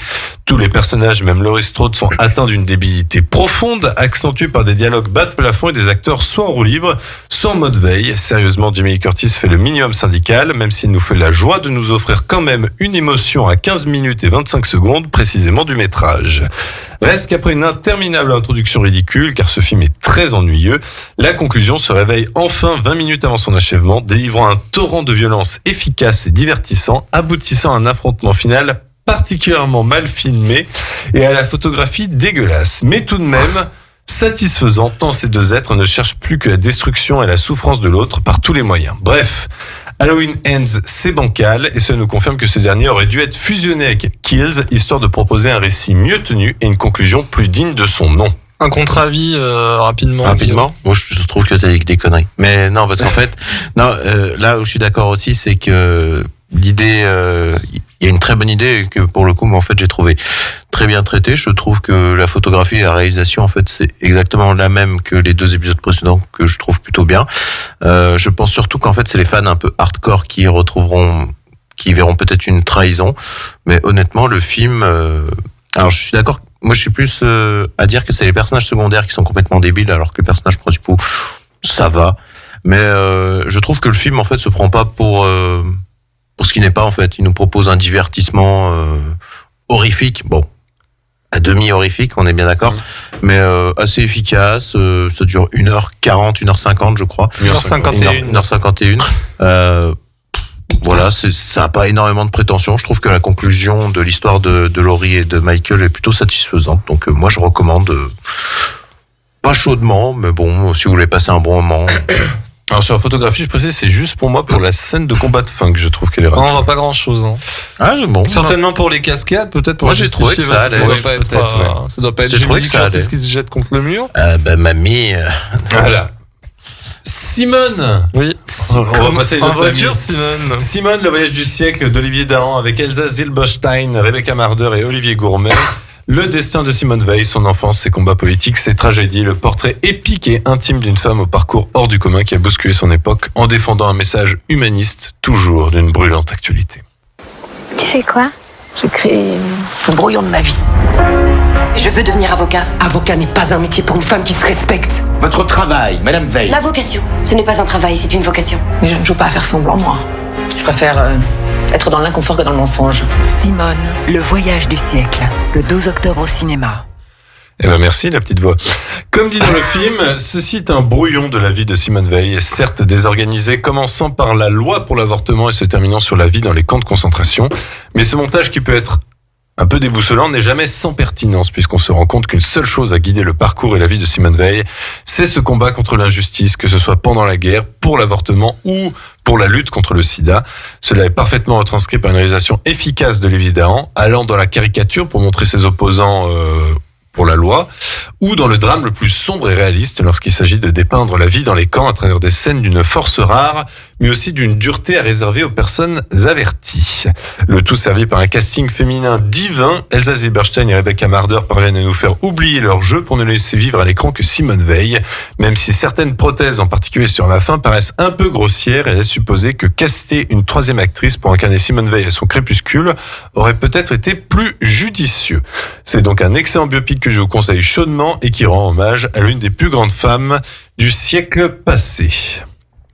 Et enfin un peu quand même pour sourire un petit peu dans un monde de merde, le petit Nicolas, qu'est-ce qu'on attend pour être heureux, de Amandine Fredon et Benjamin Massoubre, avec les voix d'Alain Chabat et Laurent Lafitte. Penché sur une large feuille blanche quelque part entre Montmartre et Saint-Germain-des-Prés, Jean-Jacques Sempé et René Goscinny donnent vie à un petit garçon rieur et malicieux, le petit Nicolas. Entre camaraderie, disputes, bagarres, jeux, bêtises et punitions à l'appel, Nicolas vit une enfance faite de joie et d'apprentissage. Au fil du récit, le garçon se glisse dans l'atelier de ses créateurs et les interpelle avec drôlerie. Sempé et Goscinny lui raconteront leur rencontre, leur amitié, mais aussi leur parcours, leurs secrets et leur enfance. Dis donc, il est marrant, lui, c'est qui? Nicolas. Ça te dirait pas qu'on en fasse quelque chose tous les deux? Toi, tu lui écris des histoires, moi, je les illustre. Si on l'appelait tout simplement le petit Nicolas. Oh, c'est chouette! Je sens qu'on va bien rigoler. Tu sais ce qui lui manque? On va lui inventer des copains à notre petit bonhomme. Et ça va pas la tête! C'est une fille! Oh des bêtises! C'est chouette ça! Après 3 adaptations live, voici que le petit Nicolas est enfin adapté en film d'animation, et le moins que l'on puisse dire, c'est que c'est réussi, car ce dernier est surprenant sur sa forme et son fond. Déjà, l'animation est de toute beauté, on a sans cesse cette impression de voir des dessins de Sempé pris du livre et qui prennent enfin vie à l'écran. Ce qui se confirme car le film est à la fois composé de petites histoires du petit Nicolas, quasiment copié-collé du livre d'origine et qui pourront, pour les plus connaisseurs, soit décevoir par le manque de surprise ou soit les rendre appréciables par le soin et le respect porté à l'ouvrage. Mais c'est finalement le récit qui encadre ces petites histoires qui attire l'attention car il met en scène la création du petit Nicolas lui-même avec Goscinny et Semper. Ces séquences moins amusantes et plus émouvantes permettent de rendre hommage à Goscinny mais aussi à Semper qui nous a quittés cet été. Ce qui laisse sous-entendre que le film est plutôt réservé à un public adulte fan du petit Nicolas ou à des enfants à partir de 8 ans et pas en dessous, au risque que ces derniers soient déçus par le ton du film, certes optimiste, mais qui n'hésite pas à aborder des sujets assez lourds du passé des créateurs, que ce soit Goscinny et Semper. Je vous le conseille, mais avec avertissement, et la semaine prochaine, il n'y aura pas de chronique cinéma puisque je suis absent, mais voilà. Non, mais il n'y aura pas d'émission tout court. Tout court, voilà. On fera un retour la semaine d'après sur ce que nous avons vu. On fera un retour donc dans 15 jours avec Guillaume sur ce qu'on a vu au Festival Lumière et puis on reviendra aussi sans doute sur un petit film d'auteur qui s'appelle Black Adam avec un acteur qui est en train de grimper qui s'appelle Dwayne The Rock Johnson, inconnu au bataillon. Et pas oublier quand même la pointure Pierce Brosnan. Pierre Brosnan, je ne sais pas qui c'est, mais... Et ben c'est parti, on enchaîne direct. On enchaîne, mais direct. Allez, un petit événement de l'histoire de France qui a quand même marqué la fin du 19e. Vous avez une idée ou pas, vite fait? Un événement qui a fait... Ouais. 15 octobre 1894. Ma naissance? Non. En fait, c'est le jour de l'arrestation, de Alfred Dreyfus. Oui. Donc l'affaire Dreyfus. J'accuse. Voilà, c'est ça. Donc ça, oui, mais ça c'est après. Ça justement. Mais l'affaire Dreyfus, c'est une affaire d'État, donc devenue un conflit social et politique majeur de la Troisième République, survenu en France à la fin donc du 19e, autour de l'accusation de trahison faite au capitaine Alfred Dreyfus, qui était juif d'origine alsacienne et qui est finalement innocenté. Voilà, on va la faire courte parce qu'on n'a plus le temps. Et donc j'accuse en fait était justement un article de Émile Zola qu'il avait sorti suite en fait à l'acquittement du véritable coupable des histoires d'espionnage. Voilà. Dans le journal L'Aurore. Oui. Exactement. Tu as bien écouté en cours. Bref, oui. Donc je vais passer à peu près sur ce genre de choses. Bon, le gros est dit. Au niveau des anniversaires, on souhaite un joyeux anniversaire à notre ami Didier Deschamps, qui est né le 15-10-1968, qui fête ses 54 ans, donc footballeur puis entraîneur français, champion du monde 98 et d'Europe en 2000 et champion du monde en tant que sélectionneur en 2018 et techniquement et tactiquement nous sommes prêts pour la Coupe du Monde 2022. Petit Didier. Voilà, le petit Didier qui a refait son plus beau sourire. Voilà. Oui. Beau Chico. La thématique du foot, c'est aussi l'anniversaire de David Trezeguet, qui est né le 15 octobre 1977. Bon, je fais rapide sur le portrait de la semaine quand même. Je voulais parler de Paul Walter Hauser qui fête ses 36 ans aujourd'hui. Et vous savez qui c'est, Paul Walter Hauser? Et oui, c'est un acteur qui a joué dans l'un des derniers films de Clint Eastwood. C'est ça. Avec Richard Jewell. Et qui a aussi joué dans Cruella. Oui, et dans la série Cobra Kai. Alors je n'avais pas l'info parce que je suis pas allé jusqu'à regarder Cobra Kai. Donc il s'est fait connaître notamment pour son interprétation saisissante de Sean Eckhart dans le film Moi, Tonya, film de Craig Gillespie cité à l'Oscar, donc aux côtés de Margot Robbie. Il a été salué par la critique pour son interprétation de cet homme condamné à 18 mois de prison pour avoir conçu un plan destiné à blesser Nancy Kerrigan avant les JO d'hiver de 1994. L'acteur donc a fait ses débuts dans la série Philadelphia où il donne la réplique à Charlie Day et Danny DeVito. Il a également joué dans Unbreakable Kimmy Schmidt et Kingdom. Et en 2019, donc, on l'a vu dans Late Night de Nisha Ganatra sur un scénario de Mindy Kaling, aux côtés de cette dernière, donc, et d'Emma Thompson, de cette dernière et d'Emma Thompson. Et Walter a aussi tourné dans Black Klansman de Spike Lee, que je le recommande chaudement, justement, qui est un très bon film autour d'un policier afro-américain qui infiltre le Ku Klux Klan avec l'aide d'un flic juif. Et en 2020, via la consécration, donc, le comédien tient le rôle principal du nouveau film de Clint Eastwood, le cas Richard Jewell. Il campe un agent de sécurité un peu benet, quand même, des Jeux d'Atlanta. Oui, simplet. Des Jeux d'Atlanta en 1996. Jewell est l'un des premiers à alerter la présence d'une bombe et à sauver des vies, mais se retrouve bientôt suspecté de terrorisme, passant du statut de héros du jour à celui d'homme le plus détesté des États-Unis. Donc Hauser retrouve ensuite Spiley pour le film Da Five Bloods que j'ai pas du tout aimé et Craig Gillespie pour Cruella. où il refait équipe avec Emma Thompson, donc originaire du Grand Rapids dans le Michigan. Il habite actuellement à Los Angeles, est marié et a 2 enfants. Il a 36 ans du coup. Oui, 36 ans. Bon, sa carrière est en train de Elle est en train de... monter. En même temps, alors au niveau des recommandations des films, le cas Richard Jewell est très bon. Je n'ai pas trop apprécié Cruella, mais après ça c'est une histoire entre moi et les adaptations live. Mais... Unbreakable Kimmy Schmidt, j'avais regardé, c'est un copain qui m'avait dit d'y regarder. Enfin, j'ai pas tout vu, mais c'était assez marrant comme série. Hein. Et on conseille moi Tonya. Et moi Tonya est vraiment excellent. Et Da Five Bloods, c'est assez prétentieux. Je l'ai pas vu celui-là. Assez pompeux. C'est hyper long. Je vous conseille Cobra Kai et Paul Walter Hauser, je crois qu'il apparaît à partir de la saison 2. Mais Cobra Kai, il faut avoir suivi. Pas du tout. Non, c'est dispensable, mais disons que c'est mieux, c'est plus sympathique. Et Black Klansman, si vous ne l'avez pas vu, hormis peut-être le petit carton de fin que je trouve pas très bien, mais sinon le film était vraiment très bien et même drôle dans sa situation. Voilà pour moi, c'est j'ai terminé. Vous savez que je viens d'avoir une pensée parce qu'on parlait cinéma, mais on est quand même le 15 octobre et dans moins d'un mois, il est censé sortir Black Panther partout, mais on n'a toujours pas de nouvelles pour nous en France. Bah, moi, je pars du principe que pas de nouvelles bonnes nouvelles, mais vu que quand même... J'ai pas reçu d'affiche, rien. Ouais, il n'y a pas de nouvelles bandes annonces sur Marvel France. Mais j'ai eu des retours internes qui disaient qu'a priori ça sentait bon pour le cinéma, mais bon. Mais bon, c'est des retours qui datent d'il y a plus d'une semaine, je crois, c'était Sud de la Réunion. Ouais. Et le souci, c'est que le silence...